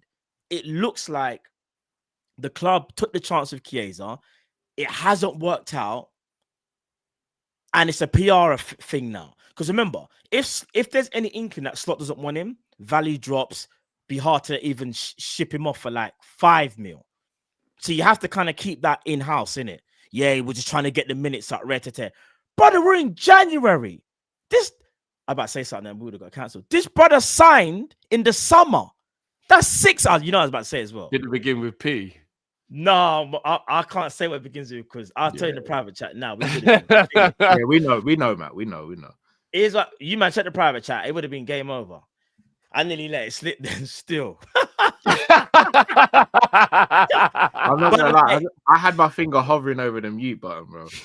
Bro. Now, if I'm being honest with you, I think you can let 1 or 2 of them off and you'll get away with it. No, because this would have been mad. But what I'm saying is this though. Don't you guys feel like he's telling that, like, bro, he's been there for 6 months. We ain't seen nothing. What, inside training? Do we need to have a little bit of a conversation, whether now or later down the line, then about when I did ask you guys what the energy would be like if a new manager came in and the movement in the transfer window was the same? Because Klopp started to get a lot of the blame for that, and with 2 windows in now. No, but Matt explained that already. Slot has no power. Klopp had all the power. Slot, no. Here's what I'm gonna say. No, but Klopp only had a certain amount of power. No. This isn't me. This isn't me having a go. Remember, Klopp is a legend. Klopp is a. I just want to stress something. Yeah, Klopp had way more spend money power that he wasn't given, though. Even if he had more power, he couldn't spend money he wasn't given. He had more. He had more. Basically, he had more power in that whole infrastructure than Slot. Remember, there's a reason why he's. So what I'm saying is this. I know what you're saying. He doesn't cross off the I's and T's. He doesn't sign the contracts. You're right, Jeff. He doesn't. However, if we finish this window with no signings, how is it not? I give you an example. I give an example. The recruitment team didn't want Nunes, but Slot was like, "Bun that, we're getting Nunes. Trust me," and they had a right to trust him because if you look at Klopp's tenure under the signings, why would you not trust him? He's brought us players that have gone on to be world class. Whether you want to say committee or not, under his stewardship, it's Jurgen Klopp. He coaches them, so they had to listen to him, bro. How can you not say this guy got Mane, Salah, Virgil? Whether you want to say it's Edwards or not, he coaches them. They would still be them players now without. No, I'm not talking about one individual, bro. I'm talking about in general. It got to the point where people started to really point fingers at Klopp as to why we weren't making a lot of transfers or doing. Because I do think a lot of business. Because if there's one not bad thing, but if there's one thing I say about Klopp is he's very loyal, and it's a good and a bad thing because you trust in the players that you bring in. But the problem is, and listen, you know when I'm being honest when I say this, by the way, Naby Keita let him down. Naby Keita's body broke down. But he trusted Naby Keita thinking, oh, Naby, you're going to get through this. I know you could. Same thing with Oxlade-Chamberlain. They are good players in their own right, but their bodies couldn't hold up to the occasion. But Slot still believed that they could get over that line. And what happens is... saying Slot. Klopp, you know what I mean? But like, they couldn't handle the pressure in it. And then not only that, like, they believed in Klopp. He believed in them. And it got to the point where he couldn't even sell them because their value depreciated so much. But remember, when I used to You know what I'm say to you saying? things like, He kept even them though for I so do long. agree with you that there is a loyalty about it, there was also a part of me that used to always kind of get the feeling that Klopp would rather hold on to a player like a Milner or a Naby, hoping Yeah. that they would be good, because he's like, if I let this player go, there ain't going to be the funds to replace him. It's So a bit I'd rather no, have this guy yeah. around than There have probably, nobody around. bro. There probably was. That's how it used to seem to Uh, me. no, but but it was probably a bit of both though. We will never know. It's probably, bro. There probably be times when Klopp would never say it, but it'll be like, if I let go James Milner, who am I going to get to replace with James Milner? Because I don't know what the budget. Like, there's probably various factors. It was a bit of Yeah. both. Let's keep it a buck. Klopp had to do a lot of work. The man looked so tired, fam. He left because he was tired. He was supposed to spend another 2 years, but this ownership, if we're being keeping about, drove him out of the I don't know. club. 9 years at the top is a lot as well. You can see Guardiola even looks knackered. Bro, So I don't know. I think he wanted to give at least maybe 1 or 2 more years, if I'm being honest, bro. Maybe. But again, like I said before, guys, I just think that the common denominator always seems to be the ownership. He had no inkling that he was going to leave, hence why the players were so emotional. I watched him do an interview and say he couldn't believe he was given the green light on Szoboszlai. He said he'd watched Szoboszlai for 2 years and never thought in his wildest dreams we could afford him. Bro, like that's literally letting us know that he's like I don't get he back said, like that. I never his thought I own could words, get he a player goes, like I would Szoboszlai. never, what did he say? He said something like, he said, I never in my dreams thought we could afford him. Because he said there was things that I wanted to do, but we couldn't do them. That's his way of basically saying. He did also get Nunes, guys. No, Yeah, but that is a one-off, though. But that's what, Two no, that's what I'm things- saying. It's not all FSG. Like, again, Yeah. I'm saying this to someone who wants FSG out. Yeah, But the notion that the slot situation and the Klopp situation are similar, in my opinion, they're kind of not. no, they're very different in my opinion. That's why I agree with you. They're very different. They're different in the way of how the situation is between the two individuals, but I think they're the same, as in the common denominator is they're under the umbrella that doesn't give a lot of leeway in the transfer market. Do you get what I mean? So Caicedo. But I think Klopp, I know what you're saying is right. However, I'm still going to caveat with this though. Klopp won so much at Liverpool and won the owners over so much that there were times when I genuinely believe he was able to veto just him one. Not all the time, but I reckon there probably were times when he was just like, you might listen to me, I know what I'm doing. Slot's been here for 6 months. He ain't getting no veto. Bruv, he got told Zubimendi, ain't coming. You better sit your ass down because you ain't getting nothing. Yeah, remember that's Philly, you better deal with that. You ain't getting him till next year. Slot can't do nothing. I'm making an assumption That's the here when I difference. say this, Carl, but I also think the reason we can't go too ham with the whole we bid for Caicedo, because let's just say we lived in a beautiful world where Caicedo did pick Liverpool and we spent that money. Bro, I think that would have put a dirty dent in any spending we'd done for about 2 years. So, yeah, we would have got him, but we would have done nothing for a while, I reckon. You know, one of them was like, that would have been that outlay, and you take that and you deal with that about you want players. We gave you Caicedo for I reckon it would have been a while. No, I hear what you're saying, we but at the spent same money time, again. he would have got if Caicedo came, he would have got Caicedo for over 100 mil. Slot ain't getting anyone for 100 mil this summer or this January. But that wasn't even Klopp, bro. That money was on Billy it. Hogan. Klopp was in the dark about Caicedo like we were. They were still gonna. You're missing the point. They were still gonna do it. Yeah, And the they pay was were, going to but pay I for don't think they Klopp. were doing that because Klopp asked. They just wanted to buy a player they saw an opportunity for, and I think that would have hurt us in the transfer market for a while. No, it might have, but we don't know unless we do it, innit? But I still think that was PR. They knew he was going to pick Chelsea and wanted to look good. I don't believe they can't did. PR a bid, bro. No, but if you know the player's going to pick Chelsea, it makes you look good. Oh, look, we tried. They knew he was picking Chelsea. Remember when Man City bid for Rice, but they knew he picked Arsenal? Remember that? I think it was a bit like that. Just try and look good in the market, but really... Or maybe you can try and turn the player's head. Like, how can you bid and make it and say it's PR? It's not PR to bid. Of course, because FSG know that we believe that they don't do much. So it makes them look good. Look, we're still talking about it a year later. Oh, but they tried to get Caicedo. It worked. The PR worked. I don't know. I think we can't say that. I think we tried, and the only reason I say we tried is because we failed so horribly with Lavia and we screwed it up. And the club were like, we have to. We've got to. We if there's a player here that we can think we can get, we'll try and get him.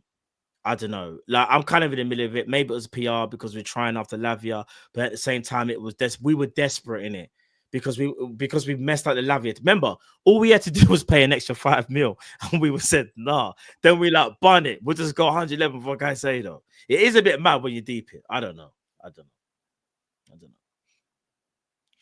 Zubimendi wasn't PR. I think we tried to get Zubimendi. No, we tried to get Zubimendi. It's kind of obvious because I think we tried to get Zubimendi. That I don't think that was PR.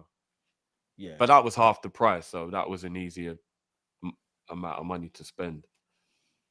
But we got a second leg anyway, guys. So hopefully we can turn this around.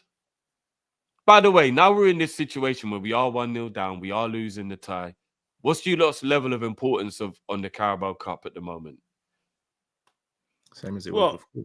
Yeah, we're still in it to win it, but obviously, depending on injury situations, treat it with care though. Because I don't know the game we have in and around that. I don't know, excuse me off the top of my head, but treat it with care in it. I still want to win that competition, by the way, because any game you're in, you try and win it, but you be smart about it. And I felt like today, this is the first time when I say Slot wasn't smart with his rotations and his substitutions, in my opinion. He wasn't smart about it. We can have a look now quickly. We can have a look and see that we have Accrington Stanley, then we have Forest, then we have Brentford, then we have is that Lille, isn't it? Yeah. Yeah. Then we have Ipswich, then we have PSV, then we have Bournemouth, and then we have the Tottenham game. What's up for the Tottenham game? The game up Wolves. Wolves. Okay, and then Man City away. Okay. I'll be honest, that's a packed January, boy. Yeah.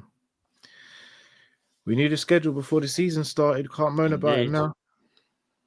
I think the thing that upsets me the most if we do end up signing a player, which don't get me wrong, I want us to sign a player. But I think the thing that's annoying me the most now is don't wait till the end because you play like 5, 6, 7, 8, 9 games in the meantime. Bring a player in who can help us during those games. Do you get what I mean? We should have already really had somebody that we're already almost through the door at this point. We're nearly 10 days into the month. If we ain't signing anyone this month, man. I don't believe we are now either. I thought we would get one in. I said think this we to you would have from one in, jump. but We yeah, weren't now I signing don't one think player. we will. I said this from jump. So what does that suggest to you? Does that suggest to you that the club don't want to spend the money, or does that suggest that they just don't think anyone's good enough? No, the club have messed up the contracts and they're prioritizing that and they're using that as an excuse not to spend money. Or it's they realize the outlay that's going to cost and they've realized that doing too much in January is too much for their liking. Not us as fans, because we don't care about how much money is spent to make sure things are done right. That's the issue. Theory? Do you want to know another conspiracy theory that I have? Yeah, I've got a feeling that the ownership are looking at the rivals and they're looking at the fact that they're in a little bit of a bad way themselves.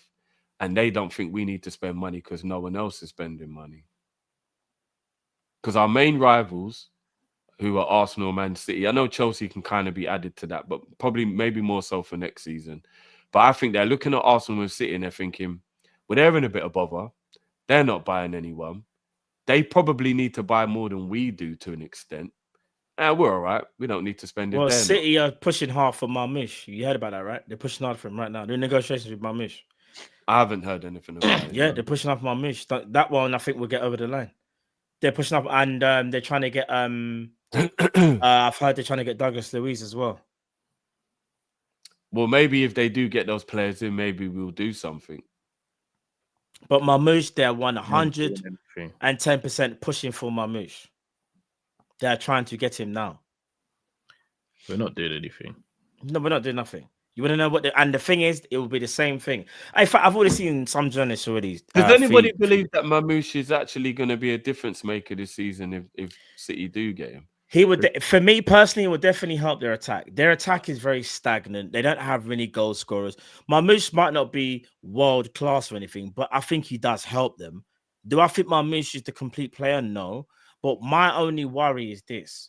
when you see when players get snapped up in January, and we've got these contract situations that are haggling over our heads right now. Yeah, what happens is you'll get to summer, you'll realize that you've got to make those changes because of those contracts, and you still need to add already. And some of them targets that you were thinking, like Kamar Moose, he might not have been first choice, but it might have been second or third. Well, now you can't get him because he's already gone. This contract situation is holding us up. It's setting us back 6 months, by basically. Because if these contracts are sorted, we could focus on the January and the summer. But I'm telling you from now, because these contracts are not done, there will be no movement. Because how will the club then justify us bringing in Mamouche, but we haven't signed Virgil? That's why their hands are tied. But it's all because of them. They've done that. This is why it doesn't make any sense to me. Get the contract sorted so then we can further plan ahead. We can't plan ahead. How can a team plan ahead? How can you tell Mamouche Salah's still going to be there and Virgil's going to be there, their man are going to be there? What are you going to pitch him? Let's just read Supers, boys. We're going around in circles. We're not signing. No, but anyone. just genuinely, quick question. Technically, the project would be you're going to be the replacement and you'll be the star. That would be it, isn't it? That's what you do. That you ain't selling a project to someone like that. But Salah would tell him, stay away, fam. You're mad. I care about your career. To be fair, there are some players who would probably jump at the chance of the opportunity to be the star man at the club. But I'm telling you from now, it's going to be more appealing if you're Mamouche and you've got those star players there because you feel like you're going into a winning side. Yeah, I hear you. Come on, like what are we doing here?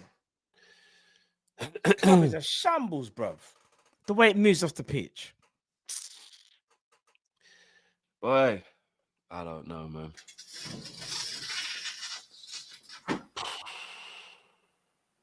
KC, I've seen this a few times now in recent years with the lads. We all start good in the season and then we fold in the second half and end up with nothing. I wouldn't get too caught up in thinking we're going to fold just yet. I know we've had some poor performances, but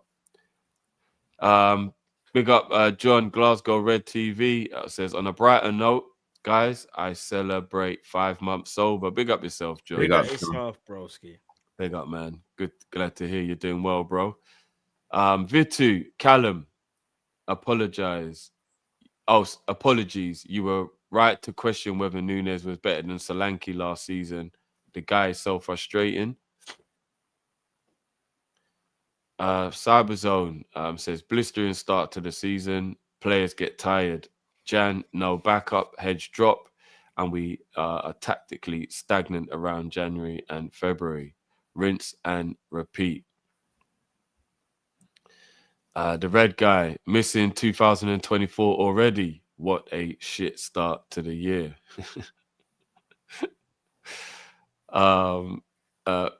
LFCR says, I genuinely don't even care about this game. None of us should. We played to save legs today. It was clear. If you said we draw 0-0 at Anfield with a second string team, I'm taking it on to Forest. I slightly get what he means there. Atletico says, scary hours against Forest next week. If we play how we're playing right now, Forest are going to... I see a lot of people bricking it about the Forest game still. I'm not even going to lie. If we play anything like we play in the last 2 games at Forest, they're going to absolutely turn us over. Roel says, guys, my PTSD is kicking in. Something feels off. Here's the thing, though. I'm going to be honest. And this isn't a shot at Roel because most people in the chat have been saying this. Before the Man United game, everybody was so happy and confident with the way we were playing that we thought was going to beat them up. How can 2 games later, everybody think the season's going to collapse? Does this not seem like a bit of an overreaction? But Drew, after the Man United game, you said that result dented your belief. Yeah, dented it. Didn't make me think it was over. Some people say you don't think we're going to win the league anymore. I've been seeing people think that they think it's over, like we're done. We're going to capitulate. I mean, I think that might be a dent in your belief is totally different to it's over. I don't think it's over. But Roel didn't say that. He just said his PTSD. No, not Roel. I'm saying I've seen a lot of people, like at the beginning, the first half an hour of the chat, there was people actually saying, this is the beginning and the end. I've seen this before. We're done. I'm like, whoa, what's going on? Like, that's why I said a bit earlier, like, guys, calm down a bit. Don't go that far. Like, I think it's too far to think we're done. Flipping hell. But fair enough. Azim, the downfall begins. Too many meaty players. Salah's done. Yeah, I don't agree. That's an example of what I mean. Salah's done because he's had 2 bad games. Well, I've said it, and I'll keep on saying it. When Salah doesn't play well, the attack stagnates. Mad thing. That's mad. The attack does not perform when Salah doesn't perform. Agreed. Mad. Maths, bad week for us, but this is one game we could afford to lose. Fan base think we're gonna bottle the league. You can tell by the comments, just a blip, people. Yeah, I hear you, Maths. I hear you. That's what I've been saying. I think people might have gone a bit too far with the we're done. Whether it's the manager, Slot, or whomever, I can't lie. We need signings in January. I'm tired of this team not being strengthened when there are holes that could prevent us from winning the league. Another thing I want to ask as well, guys. If everybody seems to be annoyed with the fact that their team aren't buying, is there a problem in the market at the moment? No, because teams have tried. Arsenal, it's not like Arsenal haven't tried. Arsenal they tried haven't, bro. Who've they tried to buy? So Arsenal haven't spent over 700 mil with Arteta. No, I mean in the last 6 months. Who've they tried to January's open, they haven't bought anyone. In the summer, they strengthened, they bought a midfielder, they bought a defender, they brought in Sterling. Did they bring in someone else as well?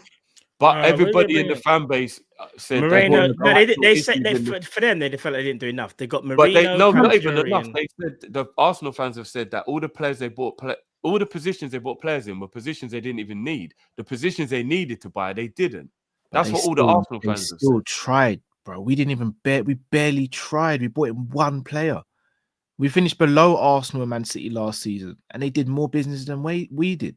But we had a better squad than them. Not based off the last couple of seasons, we didn't. No, we've got a better squad than Arsenal. We can't have a bit of bad form and then just change it. We've got a better squad than them. Why are we moaning about strengthening then? That's what I'm asking. I'm asking you guys if no one else is really strengthening. Tottenham haven't bought anyone. Man United haven't bought anyone. Arsenal haven't bought anyone. So is there maybe a problem in the market? Man United haven't bought anyone. I'm talking about now in January. No one's bought players in January. It's 1 week. But that's why people are upset because we haven't bought anyone yet. No, people are upset. Talking about summertime. That was ages people are ago. upset because last January we didn't buy anyone. The summer we bought Chiesa, and so far this January we haven't bought anyone, and we haven't sorted out 3 major contracts. No, but when everybody's saying nobody's buying, we're not going to buy anyone in January, and they're annoyed they don't think we're going to buy anyone in January, I don't think anybody's going to buy in January. Nobody looks like they're making any movement. City are. Fair enough. I didn't know about Mamouche, but Tottenham, Man United, Arsenal, no one else looks like they're making. Who cares? No, but my point is, who cares if they don't know? No, because I'm asking, is there a problem with the market if it doesn't really seem like anybody's doing anything? No, there's a problem with us. There always has been. Us. I'm just asking because it looks like no one's making any movement. But people made transactions in the summer. We made one. I know. But I'm just because they're top of the league, it doesn't mean to say that we're okay, we're good. Yeah, we have a very, very good squad. But we also know that if we get any injuries, remember, I don't even want to jinx it, but we've been pretty good with injuries so far. Let's keep it a buck compared to some of the other teams that we've had to go up against. We've actually been all right. I'm asking you questions because that's how you have conversations. Like it is kind of mad that if someone asks a question, it's like people think that that's how you think. I'm just asking questions. It doesn't look like there's much movement in the window. Now you know I'm being careful, bro. We ask questions all the time, bro. But I always say to you, stop doing it because it's like I can tell it's a mad thing. I've always said that. But I'm just asking questions because it doesn't look like many people. And I'll be honest with you. I don't think we need people. We need reinforcements. For an example, I'm going to use Arsenal as an example because they are our closest title rivals. They look like they need to do more than us. So if we end this window and they don't do anything and we don't do anything, we're still in a better position than they are, right? Or Not does for not? Or me. do people disagree with that? For me personally, no. You would say that we're not in a better position than them if the window closes and neither of us buy anyone. We're about to lose our 3 best players on a free. No, I'm talking about to see us through to winning the title, bruv. So, but we still will lose those players, Drew. So no, Yeah, we're but not. that's a whole different situation. It's I'm talking part about of to the win the situation. league, to win the league this year. Because remember, we buy players in January. That's got nothing to do with the contracts.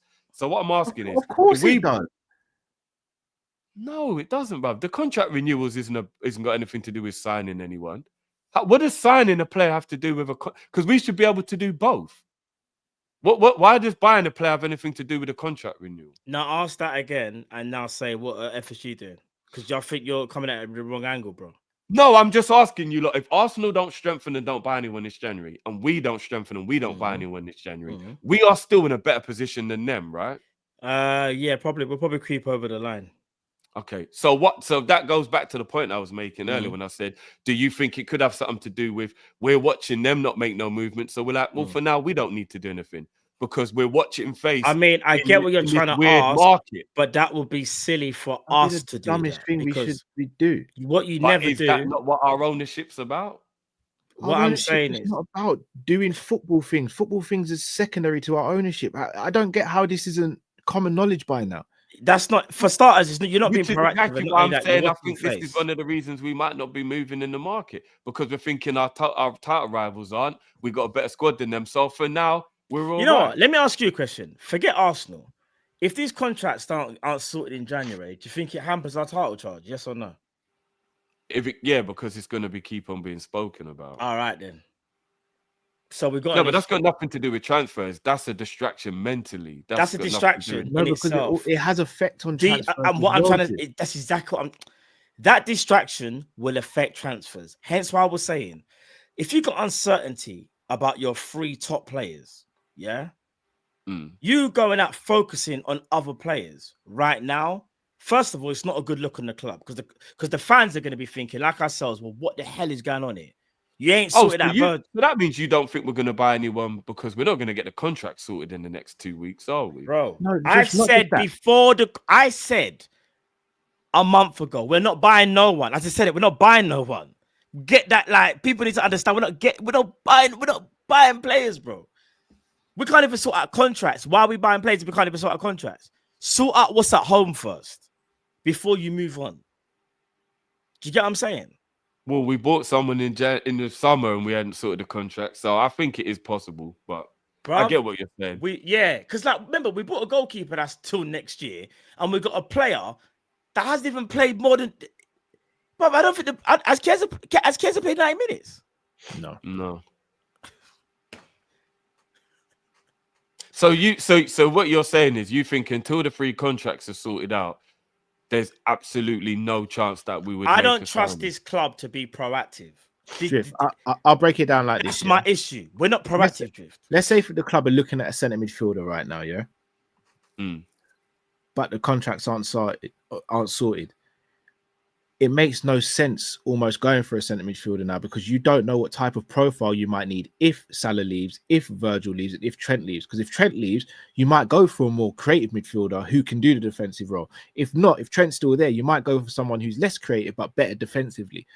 Because of the knock-on effect of the contracts, it might also mean we've got less budget to spend. So we might go hard in this window, and then when we don't extend the contracts, we're sitting there in the summer going, "Wow, we still need to get another centre back on top of the centre back we're losing to replace Virgil.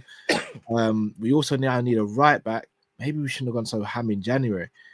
Everything's a knock-on effect. It's an absolute piss take what's going on, but it is what we do.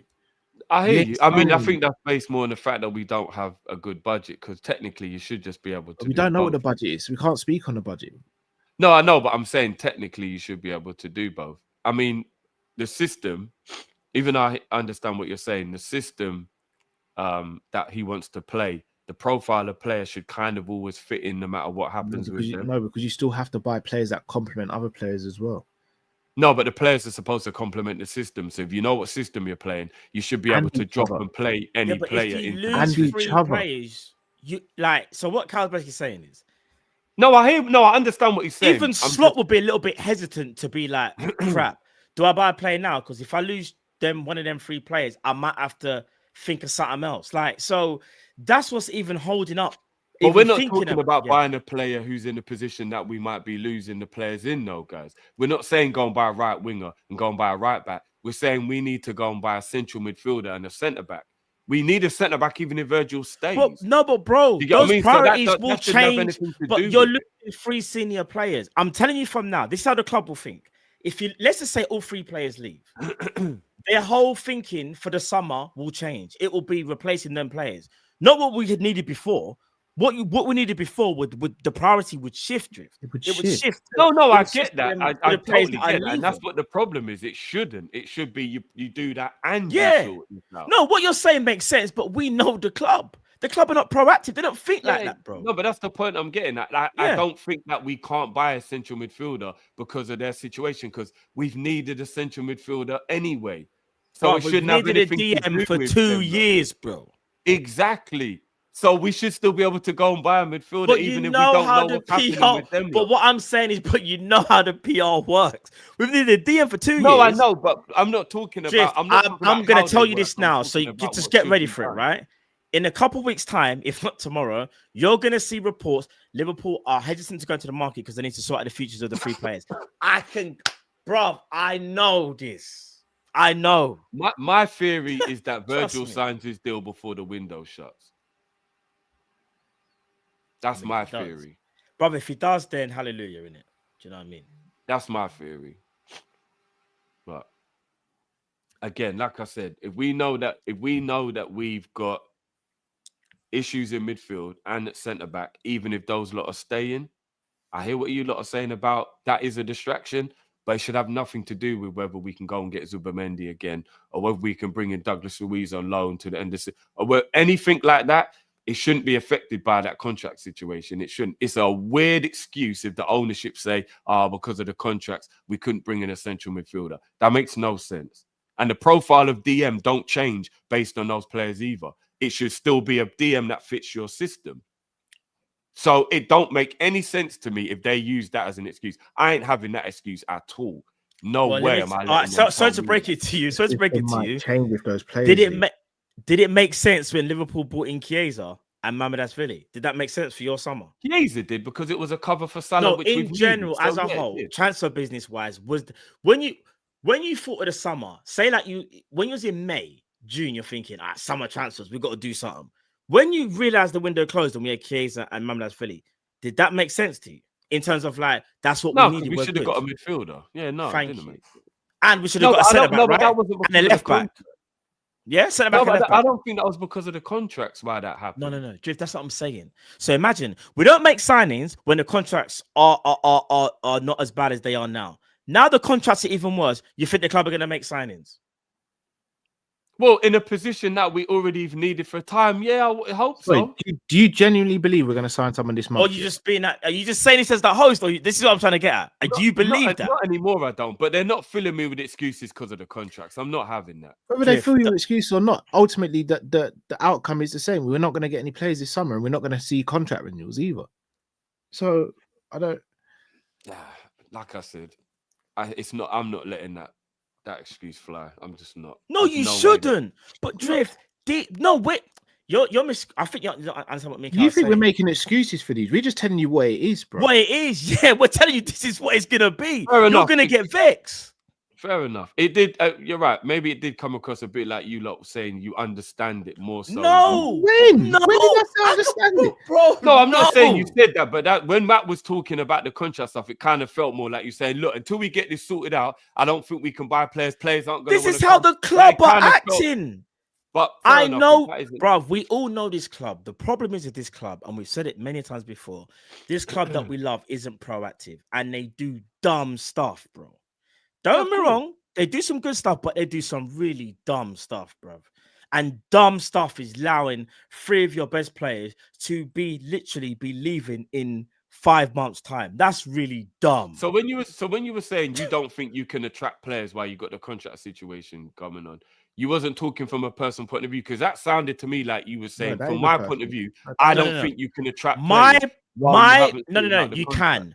But what I'm saying is this: any top player, yeah, is going to look at the situation at Liverpool. Let's say the player's got more than one offer. He gives you so they go Liverpool where they got uncertainty around their top players, or for example, Marmoush. Because I'll be real, you see right now, I hate to even say this, hate it. The only way we would actually get Marmoush is if Salah actually says you need to be here. If you take Salah out of the equation, I think he'll choose City, believe it or not. And that's horrible for me to say, because there's uncertainty about our projects right now. Bro, you've got every reporter telling you that as much as Liverpool trying to do the PR thing, that everything's okay, the future of top players are in jeopardy. Nothing is sorted. It might look good on the outside because we're winning games. But here's the killer. You see what happens if we don't miss games? What's the common denominator? We start talking about contracts and what's going on in the club, because that's what's really happening. That is the dark cloud around us, even when we are winning games. It's horrible to see, but it's a factor. We can't ignore that, bro. Oh, fair enough. I just thought you was giving me your personal opinion on it. No, a lot of that is the club perspective, bro. Because I don't trust them. Bro. I'm still not letting them tell me because of the contracts we can't buy anyone. I'm not letting them tell me. Just get ready for the reports. That's all I'm saying. Daniel says, low-key, since Ali came back, we have been conceding a lot. I think Kelleher should play our next Prem game just to test it out. Kind of goes from what we were saying before. Big up Rohan with the super sticker. You do know when Alisson came back, everyone was saying Kelleher needs to sit on bench. Everyone does remember that, yeah? Yep. What you mean after the Newcastle game? Yeah. What about the No, even before the Newcastle game, everyone said when Ali's back, he sits. What about the Arsenal game? No, that was quite a big conversation saying should Alisson come straight back in, and then he had that bad game against Newcastle, and everyone went, "Oh, imagine people thinking Ali shouldn't play." I got shut down. That's what was happening. I think that was a 50-50 conversation, the Kelleher-Alisson conversation. I do remember that. And then he made the mistake against Newcastle, and everyone went, "Oh, imagine thinking that he shouldn't be playing." But I still think Alisson has been a little bit off. Roach says losing to a decimated Spurs team is unforgivable.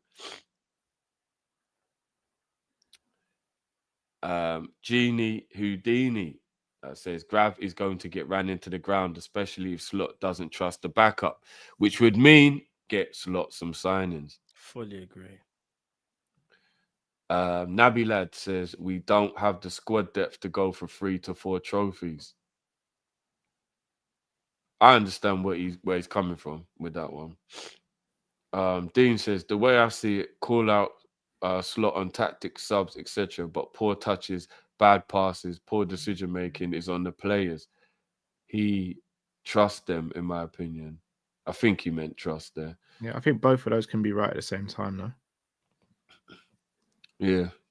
I think the players are more to blame for today and Man United than the manager, but the manager obviously still gets a poor rating for what he did. But I do think it's more on them. If you're the players, you shouldn't need motivation against Man United. I think that was what was a bit more unforgivable than today. Nobody should need to motivate you against Man United when you play for Liverpool. You should wake up in that morning for any game if you play for Liverpool.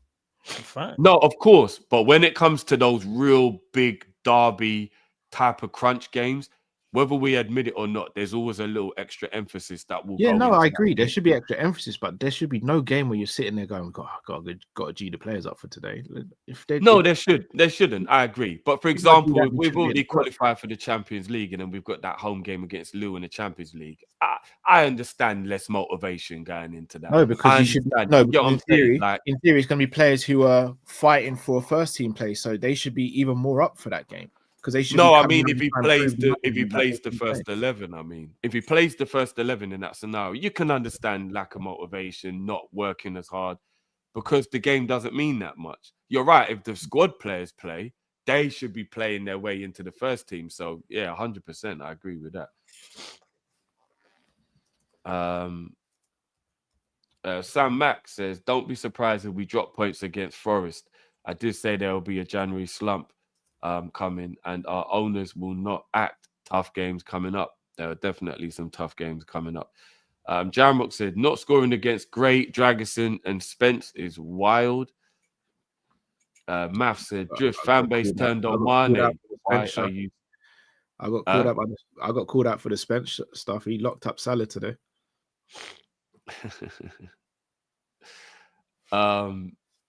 Drift fan base turned on Mane. Why are you surprised, my G? Is that about them turning on? Who were we talking about again? No idea. Or is it just in general? Big up, Maths though. Liam says, awful performance. Club needs to use this window while it's open. Focus on getting back to winning games now and get the win in the second leg. Dan, to be honest, Ali hasn't been the same since the injury. Uncle Rod says, man said, piss off, you know, LOL. I think that was talking about Matt, innit? Yeah. Ty, I told you, watch the kudos shot that hit the post. Oh, yeah. Ty did say that he thinks that Alisson's reactions are slow at the moment. Ali doesn't react to save the Nunes shot at the end. I think someone else also pointed out how slow reacted to, I think it might have been the Maddison shot against Tottenham. There's been a few times where he has just worried me a bit with his reactions. The Kuda shot came off the inside of the post. No, but did he go? Was he quick to react to it? Is the point we're making? I'd have to watch it back again. But like, do you think he reacted quickly? It was almost a perfect shot. I'd have to watch it back. If it hits the inside of the post, it's almost a perfectly placed shot. Well, it depends what the position of the goalkeeper was when the shot was made. I'd have to watch that one back. But I do know there's been a few times where I thought Ali's reactions look a little off. Troy says, not too concerned over today. What is concerning, though, is that we are in first place in the Premier League and the Champions League, and the thought of burning out and injuries ruining the season, our season, because we lack depth and won't strengthen in January. We play a lot of games. Big up Ram says, love Cal, Matt and Drift. Can we say we miss Sobo? Yeah, I think that could easily be a part of the... Yep. Big up Dom. If he's got himself into a position now where we actually do miss him, big up to him for pulling his form back. Because Ram's right. We can say that. We got to give him praise for that after his shaky start to the season. 2.0 says, I would have preferred to see heavier rotation in Carabao Cup. Like last season, we have bigger fish to fry. Don't say that out loud. Best of Liverpool is yet to come, and we will get the Premier League and the Champions League. # keep calm. I think it's only because we've got an easy FA Cup game while we put a strong team out today, isn't it? I think if we had a difficult FA Cup game, we would have probably rotated more in today's match. Sister Ross says, I was at the game. Jones was really bad. No link up. He was poor today. Skip. Sobo showing his levels without even playing. Funny thing is, even though I do believe we miss Sobo, it is easy to just run with that narrative when a player's out, innit? And then you don't play bad, and then you think, oh, look, it's because that player wasn't playing. But then if he comes back and then we're still not playing well, then what difference does it make? So I've seen this story before, that's all. Even though I do think we miss him. Ibu's got a diesel engine, bless him. As in, he thinks he's got a slow start. Yes, yeah, it takes longer to warm up. Takes a bit of a while, innit? 2.0 says, others need to step up when Salah's poor, can't win. I do think we have had some games this season where the others have stepped up, though. I don't think it's absolutely only if Salah plays well. No, the point is when Salah's having a bad game. We're not saying Diaz and Gakpo haven't been good this season. They have. But when Salah's having a bad game, and it doesn't look like Salah's going to score or create, do them man step up and go, yeah, we'll sort this out? I'm sure I remember there been a few times this season we've given Salah poor ratings, but the others not. The answer is no, Drift. Even when Salah has a bad game, he gets an assist. That's the killer. No, but a bad game's a bad game. No, Yeah, but Salah he's can still have still get an assist. How many Did it- times has Salah set up Diaz and Gakpo this season? My question is, did it look like Diaz, Gakpo, Jota, or Nunes would get an assist today? Gakpo looked like it, yeah. I think Mhm. Gakpo looked like it. Gakpo didn't look like getting an assist today. at Gakpo all. looked like he was going to score today, if I'm being honest. I felt like Gakpo was the only one, in my opinion, that could have maybe done something. But in general, no one really step out like Salah, bro. So are we becoming a one-man team then? Is that what people are thinking? No, but attack's been a one-man attack for a while. I've been saying this all season, and people are not listening. I don't get how many more times I've got to say it. Like, I don't know. I wouldn't go that far. He's responsible for like 75% of our goals. Yeah, because he's world class. So you're telling me? So how does I don't think that if Salah doesn't play well, we can't win. I just think Salah's so good, it's noticeable when he plays bad. That's what 75% of GA drift. Because it's Salah, he's world class. But that's not a concern that but I'm sure if we go back and look over the tapes, Cristiano and Messi and those other top players, they probably had that percentage for their teams.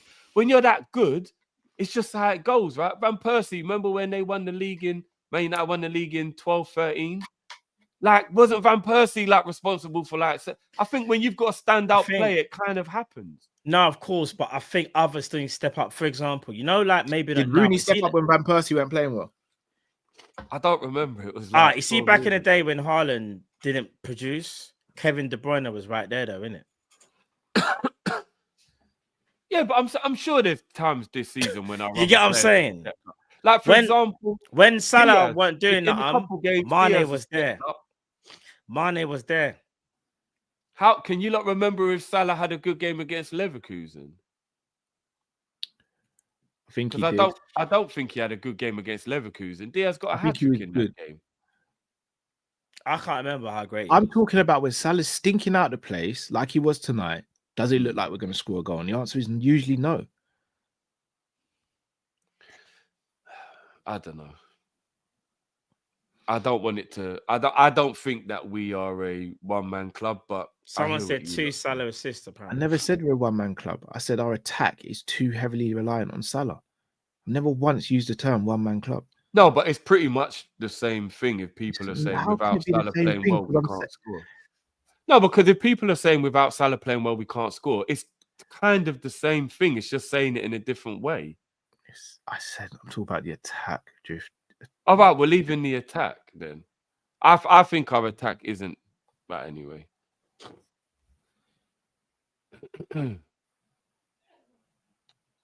H says Jones, such a vibe killer. Come like the brother is back. Hold on, you've always got a proofread.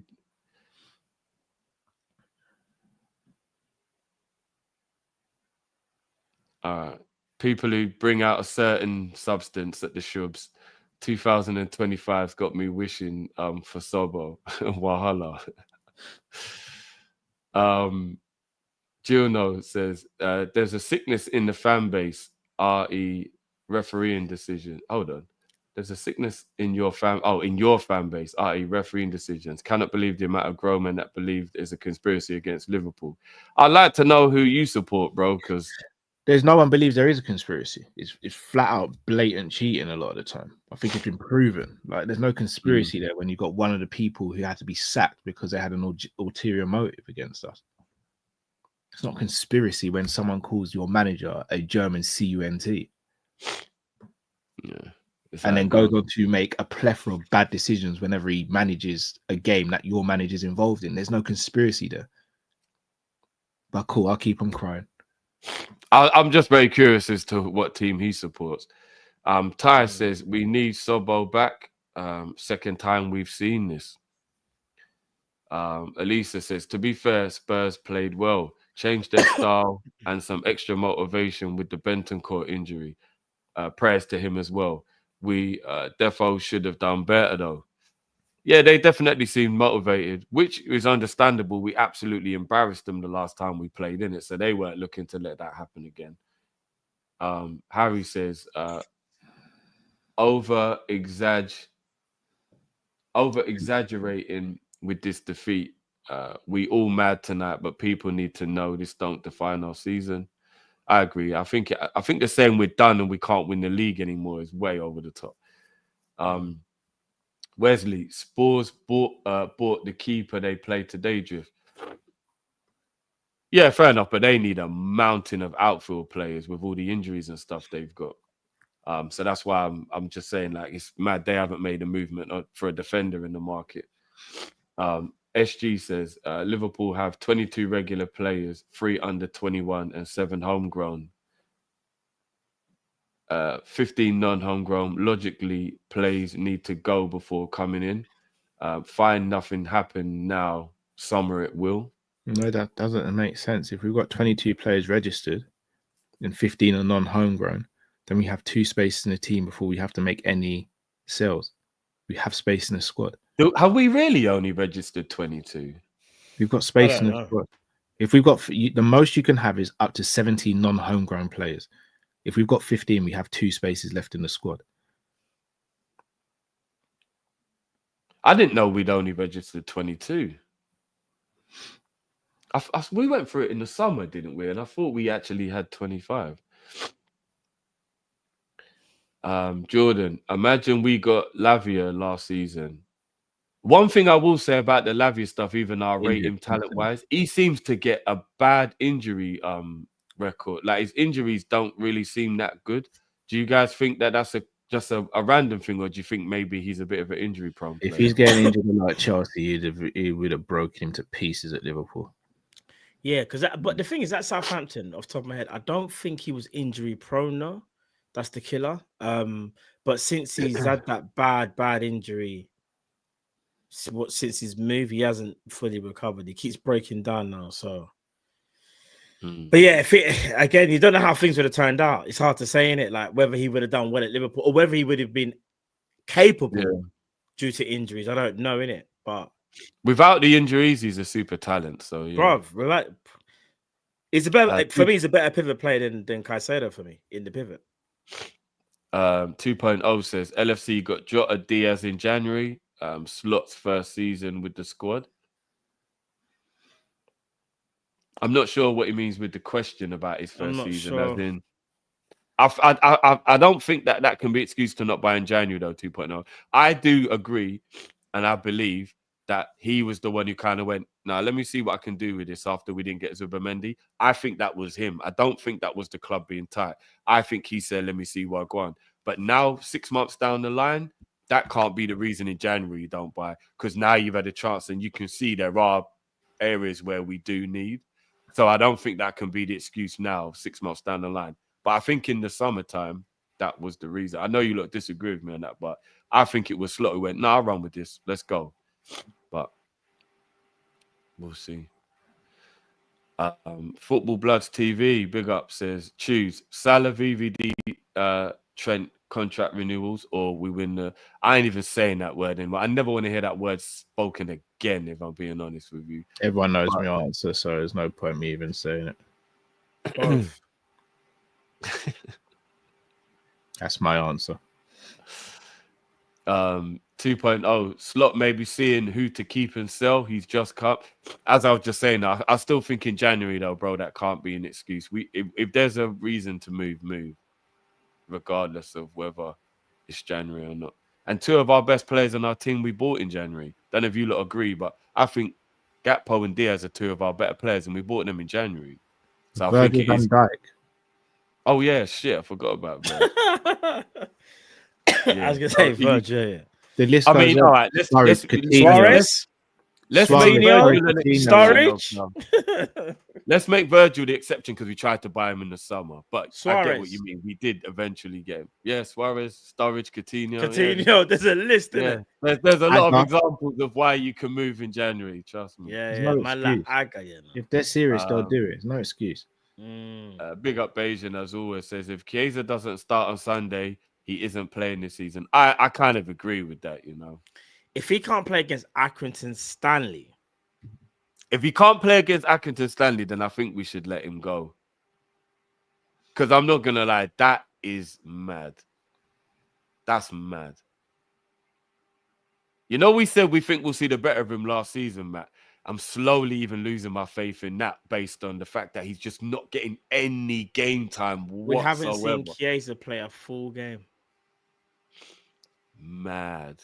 It's- Even bro, today, I said during the watch along, could Chiesa have not come on for 10, 15 minutes at the end that's of what I that game? said. And nothing Instead happened. of the Ibu change, leave Endo at centre back, bring off Jones, put Chiesa in the 10 for There's a 10 problem minutes. with What do you Chiesa. want? 100%. I don't know what it is. There's an issue. You can't We tell buy me a there's not lot an of issue. holograms. But Do we just like the fact that it's got the shiny look to it? You know the sticker when you move No, it. and it shines? opportunistic drift usually means 50-50 chance of working out. No, but I'm even including non-opportunistic, like when we bought my man from Preston, and when we bought Drift. Artur. When you go into Tesco, yeah, you see the yellow label on the bread because they reduced it. It's an opportunistic buying it, but you know there's a 50% chance that bread's not going to be as fresh as you want it to be. No, if I ain't got no space in the freezer, I'm not buying it. Cool. there you go. There you go. Ty says Kelleher had one bad game. We are fickle. Yeah, I think it was a bit silly if anybody thought Kelleher wasn't good enough just because he had that bad game against Newcastle. That would have been weird. Bajan says, hit the blood clot like people, 700 minimum. I'm not going to lie, guys. Big up to all of you lot. We've had 1,500 minimum strong for the whole show as well. Let's get those likes up. Can somebody check for me what likes are on, guys? Because I'm not going to lie. We're under 700. That is criminal, guys. Come on, man. Hit that like button. I think we might be, you know. Ty, don't dismiss that kudos shot without rewatching it. It's easy. It's easy. Go look at the Sky Sports highlights and tell me Ali was moving right for that. I'm not even gonna lie. Even just the fact that I've actually just got through 38 supers. So big up to all the supers as well today. Juno says every fan base believes they are being targeted by the ref. Doctor says far worse things about patients behind the scenes and still treats them all the same. No, that's not the same, bro. If a doctor doesn't treat you right, he can go to jail for malpractice. It's a bit different from just cheating the team in the Premier League game. You know what I mean? Flipping out, bro. Imagine if he gives you the wrong prescription and you die, bro. I think a doctor's going to take it a bit more serious. I think a doctor's got to take his job a little bit more serious, bro, than a referee. But yeah. And again, I agree with him. To an extent, I think all fan bases probably do think, oh, we're being hard done by. I just think Liverpool's evidence is a little bit more obvious than everyone else. We actually have evidence to back ours up. I'm not going to lie. Only 400 likes. Is that 458 likes. That's guys, come on, man. There's 1,500 people in it, basically. And only 450. Come on, guys. Imran says, I broke my foot. And the doctor just told me to take paracetamol. I can actually believe that as well. I can believe that as well. As soon as I watched the Google doctor, a Dr. Google in front of me, I said, what am I doing here? I got told to walk home when I did my ACL. Crazy. I remember my brethren had a burst bowel and they told him he had a urine infection. He would have died if his mum never rushed him to A&E. They said he had a urine infection, guys, and he had a bowel explosion. Mad. Football Bloods TV says, was real jealous when Chiesa joined Liverpool. I wanted him at United over Anthony. But what the hell's going on with him? Big up, guys. Lots of love. Big up yourself, Football Bloods. I don't know what's going on with him, bro, but we're worried. I hope it's just nothing and like Slots is easing him into the fold because like he's just really not match fit, but I just worry. Until I see Chiesa actually play minutes, I'll really, really worry about Chiesa. So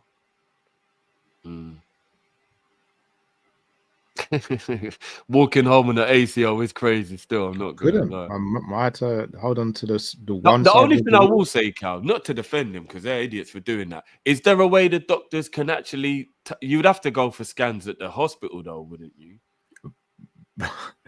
Bro, the guy was terrible. He started. No, I bet he was.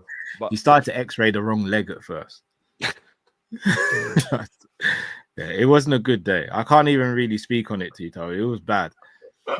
Man's first day, you know, he was nervous. It was But really how was he doing the extra at the doctor? Oh, was you at the hospital? You I had to mean? go to hospital, bro.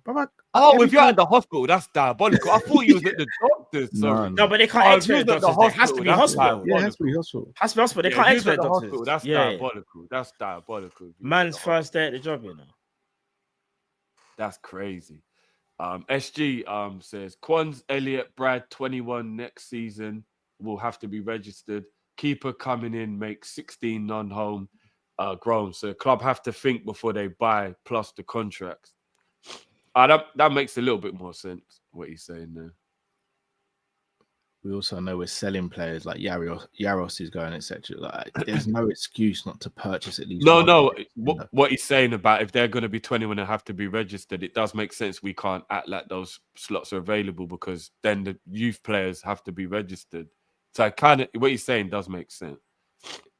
It don't, because they're not home. They're homegrown. It goes into a different quota. Not when they got to be registered, Carl. Remember, if they're over 21, you have to have 7 homegrown, but they have to be registered in the You squad. can have a maximum of up to 8 homegrown. That doesn't affect the non-homegrown lot. We still have No, one. but it affects the 25 registered squad, is what he means, bro. So once they're over 21, they do have to be registered, homegrown or not. No, I agree, but Yaros is going, for example, which means that's one space already. Bro, like, the homegrown situation is not an issue with us signing at least one player. I'm just saying it makes sense what he means now with the spaces. Like, he's clarified what he meant. AJ says, when our depth gets tested this season, we will fold due to burnout and injuries. Left short again. Remember this, chat. My PTSD is kicking in. FSG out. Here's one thing I will say, even though I don't think he's wrong in any way what he's saying. Don't Arsenal feel the same way? They look tired. I've watched them a lot this season. I watched them against Newcastle. They do. They look tired. They've got injuries. Like, we're not the only ones that are going to burn out. I watched Declan Rice yesterday take a double deep breath before every corner. The man's shattered. The man is guys, he was there like this. Before every corner. That's a man who's out on his feet right now. I saw. All the teams are feeling very similar to this right now. Look at the Man City team getting ran through. Their midfield is knackered, no legs. Like, we're not the only ones going for it. Do you get what I'm saying? So everyone just needs to calm down a little bit and thinking everyone's at 100% and we're dying, and it's just going to be we die and that's it. Like, all the other teams are having issues as well. Do you know what I'm saying? Gilno says, what evidence?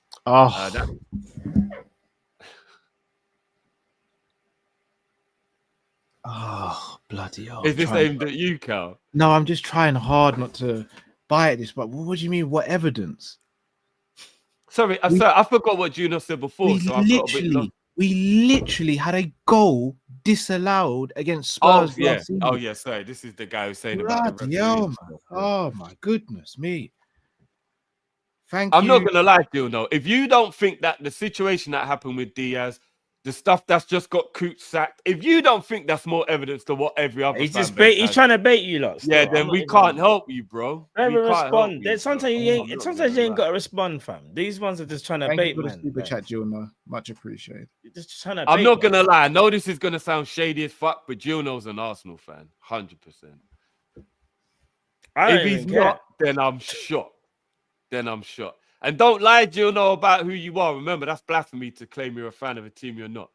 Who do you support, bro? You don't have to super I'm just saying safe. Who do you support? I'm just saying safe. That's the last of the supers. Big up, everyone. I don't know what the feeling's like now between... So, if the feelings changed at all between the beginning of the show and now. But, no.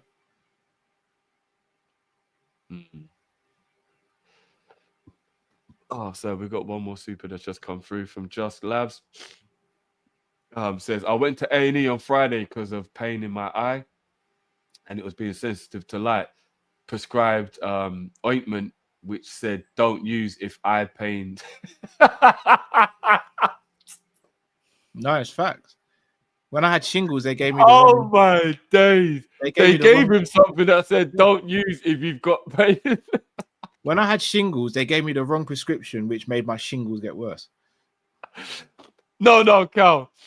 Obviously, that's fucked up. But if I crazy. go to someone and I say, Yeah. my eyes hurting me, Doesn't and they surprise go, me. take this, and the thing they give me says, don't take if your eyes hurting you, you've literally just slapped me in the face. You've actually just slapped me straight across my face. That's crazy. That is actually crazy. And that guy could have actually killed you, Cal, because shingles is serious. I know. That's insane, you know. Jill says, in unguarded moments, people can say things. Oh my god, he's actually making an excuse for what Coot said. Fuck, you know. It's as if no one hasn't told your colleagues a customer client was a twat. Truth is usually more boring. But the thing is, bro, if you're baiting, I'm falling for it. Thank you, Juno, for your super chat. Much appreciated. No, but he might not be baiting, so I just want to say something just in case, just to educate him on it. If your manager who's in control is treating you poorly and then talks about you behind your back, that is a cause for concern and he will be dismissed if reported. It's not the same as just two colleagues just saying a little something and that's it. If someone has power and then they have a perception and they abuse their power by having a bias, that is a very serious situation. What is the point of debating with someone who's already made their mind up? No, just in case. You never know. You never know. He might be a smart guy, and if he hears the truth, then he understands. You never know. Mika says, we are finished, and he's an Arsenal fan. Opinions on Mamusha City. See, big up Mika. This is what I'm saying. Remember, a lot of other fan bases feel the same way we feel. So we can't always just think we're the only ones in a bad place. Do you know what I mean? Arsenal lost yesterday. Arsenal might be going out of the cup. And they've got a lot of injuries. They feel the same way we do, guys. They really feel the same way we do. And I keep referencing Arsenal, big up Mika, because they are the closest to taking the title off us, right? I think we can all agree if we're gonna use common sense, there is no way we really think Forest can actually go all the way and win the league, right? So it's really slim chance Chelsea and City can come back.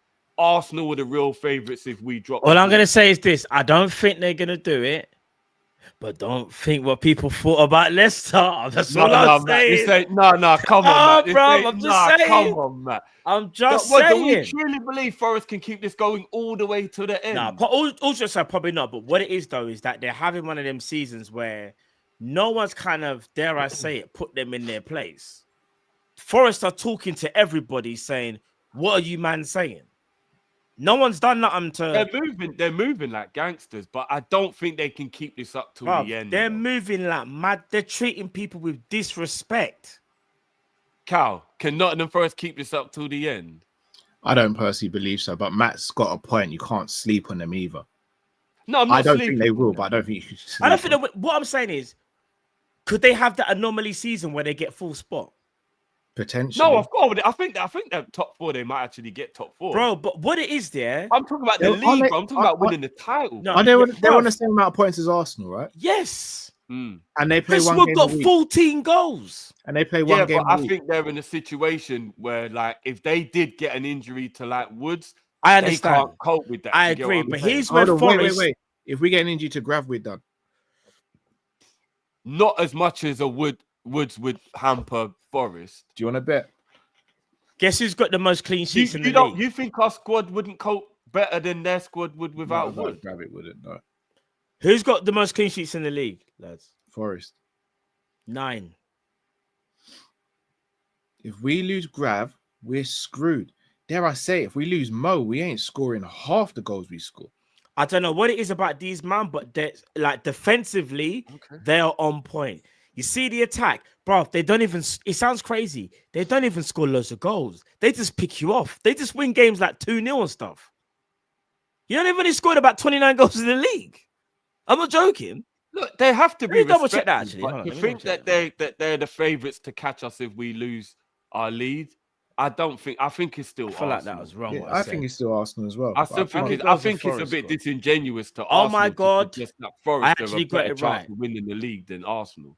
Nottingham Forest have scored 29 goals. We have scored 47. They are in joint second place. Defensively, they are a nightmare, bro. No, but Matt, do you believe, if I actually force you to give me an answer here, do you believe Forest are a bigger threat to our league title than Arsenal they're not. Probably not, no. are? Okay. However, I thought you was going down that road. however, I'm not I will gonna say lie. this though. However, I will say this. Because Arsenal don't have Saka, Forest are closer to Arsenal with it. Because I think if Saka was there, Arsenal would be doing a little bit better. Because Saka is like, Yeah, it's a major blow to do you know what I'm lose saying? Saka, yeah, But yeah. Forest, I don't know. I can't even. I don't even understand Forest. They've scored 29. They've only scored 29 goals. No, Forest are having an amazing. Do you know what I think Forest are going to do? I think Right Forest on. are going to round up this season the way Newcastle did the year they qualified for the Champions League. Do you remember when they fell off a bit at the end, but they still Yeah. managed to get the top four? But do you remember around this time of the season, Newcastle were flying in that season, and everyone was like, "Oh shit, can Newcastle?" But then I think a few little things will happen, and they'll fall away a bit. But I still think Nottingham Forest will probably get top four, though. They might get top four. I think they might They still might. get top four. Yeah, I think the best they can get is top four. But the problem is they are a problem for anybody because they don't fear no one, Nottingham Forest. That's their issue. No one has taught them to fear them. Even we couldn't even shut them up. That was And the funny problem. thing is, I'm not saying that I don't understand where people are coming from when they use Leicester as an example, because I hear that Leicester, it was mad what Leicester did. The one thing I will say though to counter that is, it's hindsight, but obviously it still counts at the time. They had way better players, Leicester, like Mahrez, Vardy, Kante, like they're like world beaters.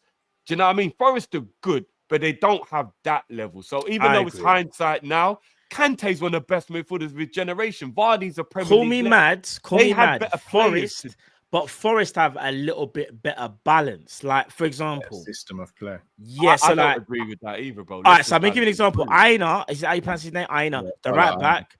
I like Aina is cold. I remember when he locked up Diaz. Yeah, he's cold.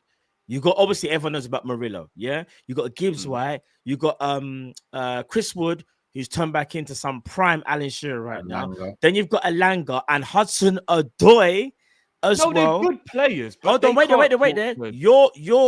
Your boy, Nico Williams, a little resurgence again. He's doing his thing at the moment. Bro, Forest right now have a good balance of like good Milenkovic. players. No, Yeah, no, Milinkovic- guys. I'm not saying they don't have good players, but if Yeah. you think about Schmeichel in goal, Chilwell, that was a prime Chilwell at left No. back. Hear what I'm saying? Like, come on, that Leicester squad was better than Leicester this. have more Chilwell, stars. Chilwell didn't play that season. That wasn't Chilwell. That was Christian. I'm sure Fuchs. that was the year Chilwell. Leicester have more Who was at left back stars. for them? Christian And the Fuchs. 3 stars. The Leicester have 3 stars. That in my opinion. Hold on, the that won the Chilwell league. already moved on then. No, Chilwell was already at the club, but he wasn't established. I don't think. Are you sure? It's Christian Fuchs, bro. Yeah, it was. Well, like I said, I still think they're standout players. Schmeichel. Was Mahrez, Pereira right back? Oh my god, man. Kante. No, Danny Simpson. Still Oh Kante. my No, days. Simpson was right back. And Iron is better. Here's the thing, like I said, Leicester got the stars, the 3-star players. Kante, Mahrez, and Vardy. Yeah. Nottingham Forest have stars, but they weren't on the same level. But Nottingham Forest, I think, have got like maybe a slightly. That Leicester team Dare I was better say balanced. it? That's like that Leicester team was better balanced for me. Drinkwater was performing out of his skin back then. Albrighton was a very good winger.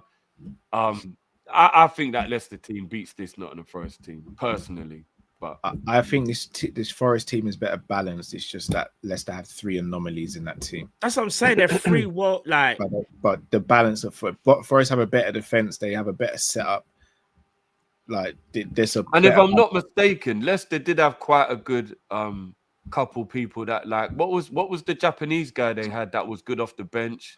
Oh, Okazaki. Yeah, he was a very good backup cover whenever Vardy wasn't playing. Yeah, you know I think that Leicester team is better than. Oh, this but Forest Forrester got the guy that used to play for us. I forget his name. Teo Awanini. Yeah, bro. Awanini. He's kind of, remember, he had a bad injury. I think he's trying to kind Yeah, of he's get back okay. into. He's okay. Yeah. No, but he's just a good backup for Chris.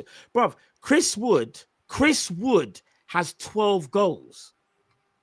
No, Chris Wood can't talk to Vardy though. Do you get what I mean? No, Like, no, that's no, the no, point no, I'm no. making. But he has no right.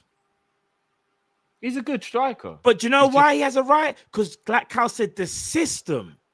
No, if you go back and look at his Burnley days, he's actually a good striker. Bro, you know Gibbs White hasn't even been playing that well as he had been last year. But because the system's carried them through, he's now picked up a little bit of form and they look even better.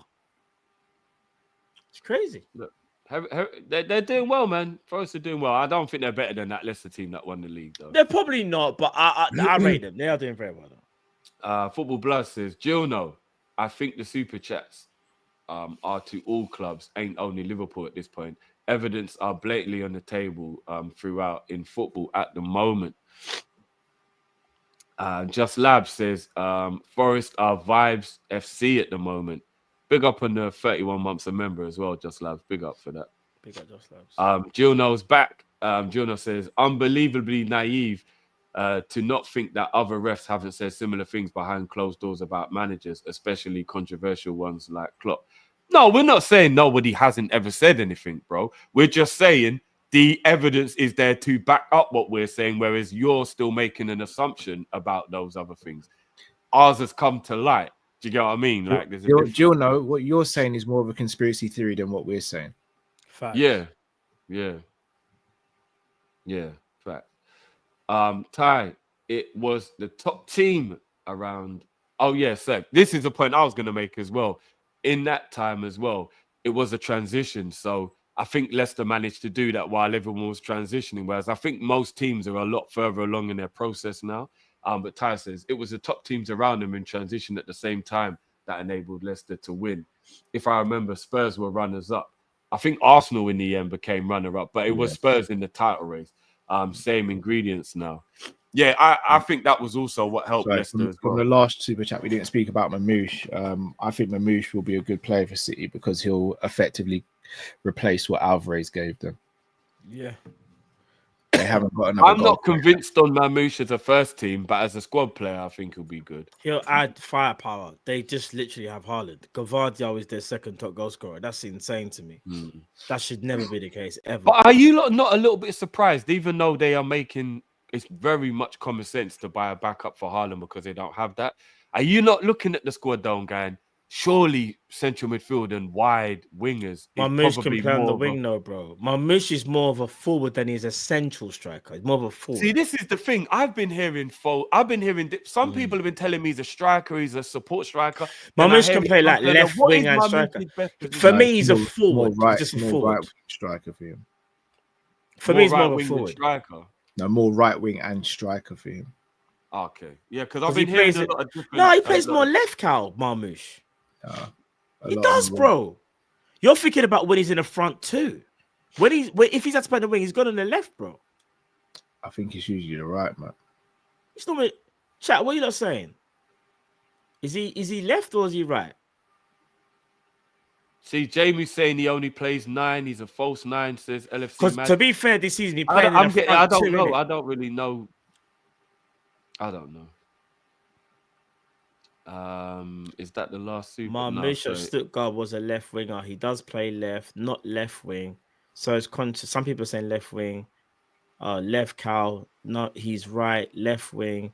He's very versatile. Left. He plays acting in the front three. Left wing forward. See, everyone's just giving totally different opinions. But bro, I've said a lot of left. I said a lot of right, bro. I'm being honest. Ty says 2016 they're saying left forward. was a low points win. They weren't that great. How much points did Leicester win the league with that season? I think it was like late 70s or early 80s, I believe. Oh shit, was it that low? Yeah, it was low. No, they got 80. I didn't know it was as low as that. They got about 83 points, 84 points. Let's just have a look. Leicester title. I'm gonna take a guess. I'm just gonna say it's 80. 82 or 84. They won the 82? league on 81 points.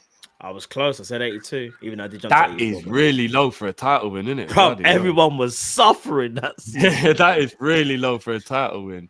There's been a few seasons where we were going up against City where 81 points barely got you top 4. Never mind won the league. That's what I'm saying.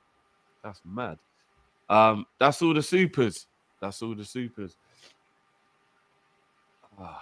Anyone got anything else they want to say before we end? No, I'm gonna be live with Jay and Luke after this. Speak about MMA, my happy place. So. Matt, do me a favor, please, and read that last super that's come through. Whoa, what's There's up? one super that's just come through. Do me a favor and read that one, please. I got Mrs. Sinclair transfer window at the ringside, telling me to tag him while I am flat on the mat. But your logic is Arsenal on the mat as well, not tagging. So no, I'll do the same. We have to win. We have to win. No one to blame. I agree. I mean, I get what he means. If we're both down on the map, saying I'm not going to tag because you're not tagging is silly. You should still make the tag and get the win. I get your logic of what you're saying. All I'm saying is if we're both down, then we're not at a disadvantage. And I think that's maybe where the club are looking at it from.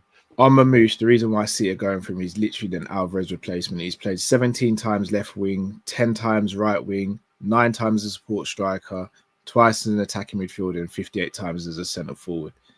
He's a Swiss Army knife in attack. What I would then ask is, where does he play his best football? And if it's down the middle, then it's definitely a Haaland replacement more than a wing replacement. They'll just, you know what Pep would do? They'll shoot him in where he needs to. I know, but it would be a little bit like what we did with Jota, where he can play in the other roles, but down the middle is just where you're going to get the best. They could do a 4-4-1-1 where Mamouche is like in the 10, but will go as a second striker. Yeah, or they could play him off the left in terms of his, because obviously they've got wingers like Savio. He's more of a traditional winger, but Mamouche should be the inside forward. Remember, for Pep, you know what Pep's like? These are just starting positions. Pep would just be like, you're the striker, it's the Haaland. But when you defend, you just got to go left. But when you attack, do what you like. You know what Pep's like, innit? I don't know whether he'll be a success there or not. I just know that I didn't want Liverpool to buy him, so I'm not going to. Yeah, that's what I'm saying. I can't sit here and. I can't believe City again. No, I've never sat here and said Mamouche is like the truth. But one thing I've always said though, he does look like a good player. I just wasn't. No, he's good. He wasn't my first choice, like striker or forward. Do you know what I mean? But he does enhance City because what you have to remember is he better than what they have now? Bro, Grealish. Hold on. Grealish didn't score a goal in 2024. No. A calendar year. An attacker. Regardless whether Grealish plays 10 or wing, he didn't score a goal in the whole of 2024. I'm not going to lie. He catches a privilege. That's all I'm just saying. He might be way better than this. Only time will tell. But I do remember everyone saying Doku and look what Doku's doing. And I said the same thing. I said, but guys, we wouldn't have been happy we signed Doku. And now look, 18 months down the line, people are like, Doku's a waste man, rare. So we'll see in it if Mamouche passes it up at City. We'll see. That's true. But then look at Foden. No. It's hard to say that about Doku, even though Doku's not exceptional. I think he's better than what he's showing. The reason I say that is because I look at Foden. Foden was player of the year last year, if I'm not mistaken, right? Bro, Foden, if this was the first year you saw Foden, you'd be like, bro, who's this guy you're talking about? He just looks like some average player. No, but they won the league last year, Matt, and Doku was still trash. No, but what I'm saying is, though, Foden, who was their player of the year, was a madman. Yeah? Look at Foden now. Bro, Foden looks like he can't even kick ball. Have you seen Foden? Only the other day he looked decent for the first time in I don't know how long, like all season. It's mad, bro.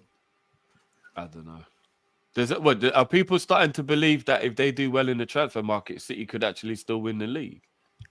No, I just think they'll improve. They'll improve in it. You have to be careful, City, because they're a team right now with low confidence. And I've always said this. I said this 3 years ago. And when you lot were cursing me for it, I remember I said, like, guys, we just got no confidence, you know.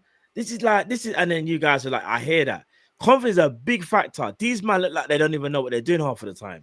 I didn't even want to see them get their first win. It was always going to happen, but they just look this bad because there's no confidence in that team. No, it's not confidence, Matt. It's what happened to us the year before no, Henderson and them when man you left. go, Their legs are gone, bro. But bro, agreed. But also, when you go so many games without winning, your confidence dwindles, bro.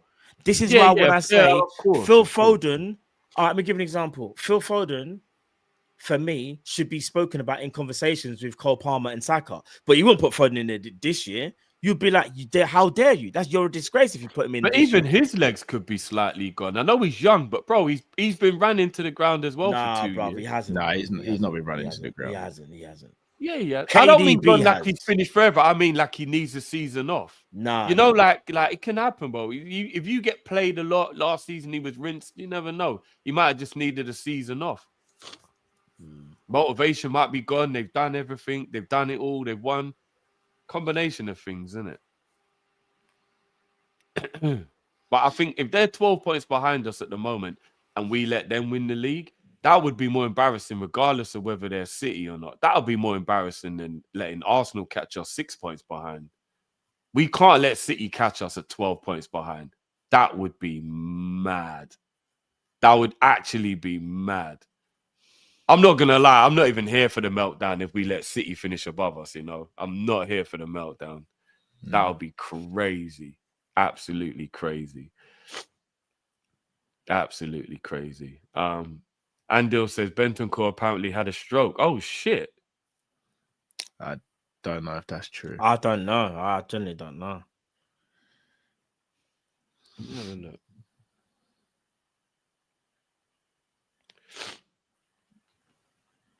Oh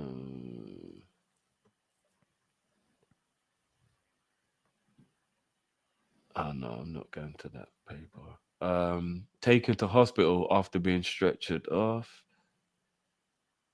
And provided a positive update on the condition of Bentancur after the Carabao Cup. The midfielder, the Uruguayan, received medical attention on the pitch after 10 minutes before he was stretchered off.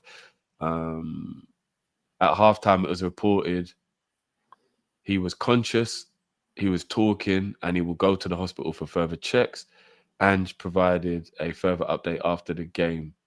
There's nothing to detail at this stage. He was conscious when he came off the field, and he's been taken to hospital for some observations. We are hoping he will be okay.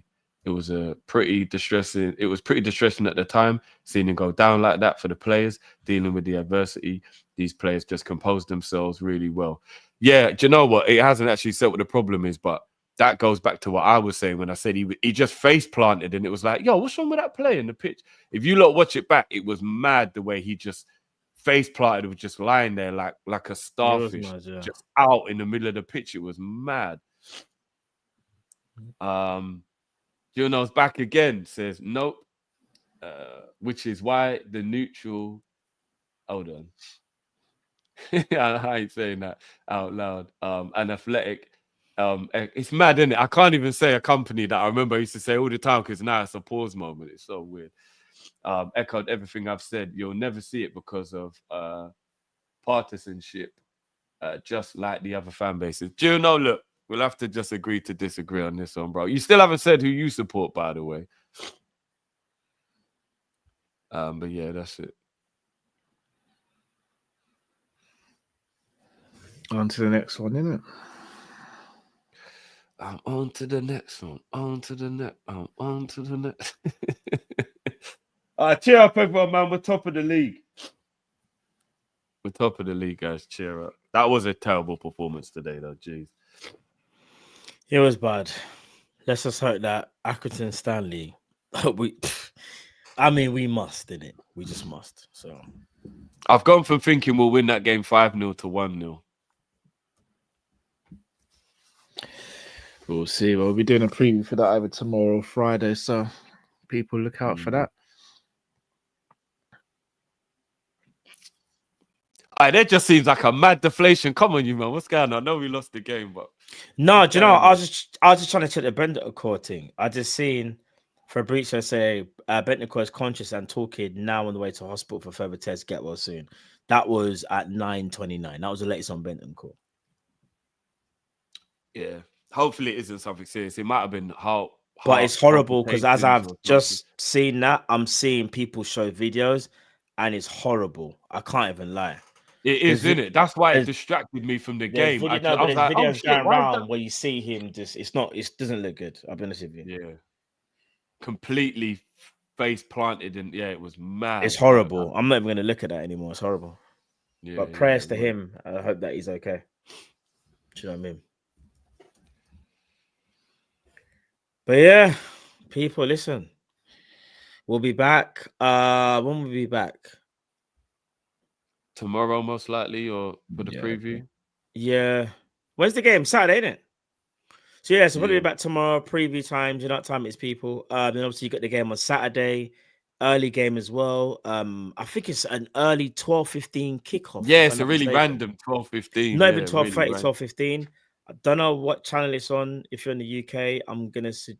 I don't know actually. BBC, maybe. I'm not sure if it's FA Cup. I'm just taking a guess, Not sure. but I don't know. But listen, people, love for the love. Yeah, we lost today. Second loss under Arnie Slot's reign. We still move. We go. Oh, big up Jamie says ITV, and big up Red Scout as well. He says ITV. So the game is on ITV. So big up for those in the UK that want to check out the channel. It's on ITV. But yeah, people, listen. Big up to all of you guys. Smash the like button, people. There was over 1,500 of you in here. Would really appreciate if you could, again, subscribe and like the video. Like the video, people. It does push out the algorithm as well and helps our content get out to people that maybe haven't seen it before. Make sure you go subscribe to the Sanderson Show, Duty TV, the Map One Show. Make sure you go to Big Up as well. We've all got our channels over there on Big Up as well. Check out the content. You don't know what time it is, people. You don't know. And yeah, man, big up for all you guys for rocking. No, he still ain't said who you support, bro. Just He ain't gonna ignore say it, it, bro. man. He ain't gonna say. But listen, people, enough love each and every time. Smash the like button. It's Team Kop-Ish. We're out, people. Take care. God bless. Peace.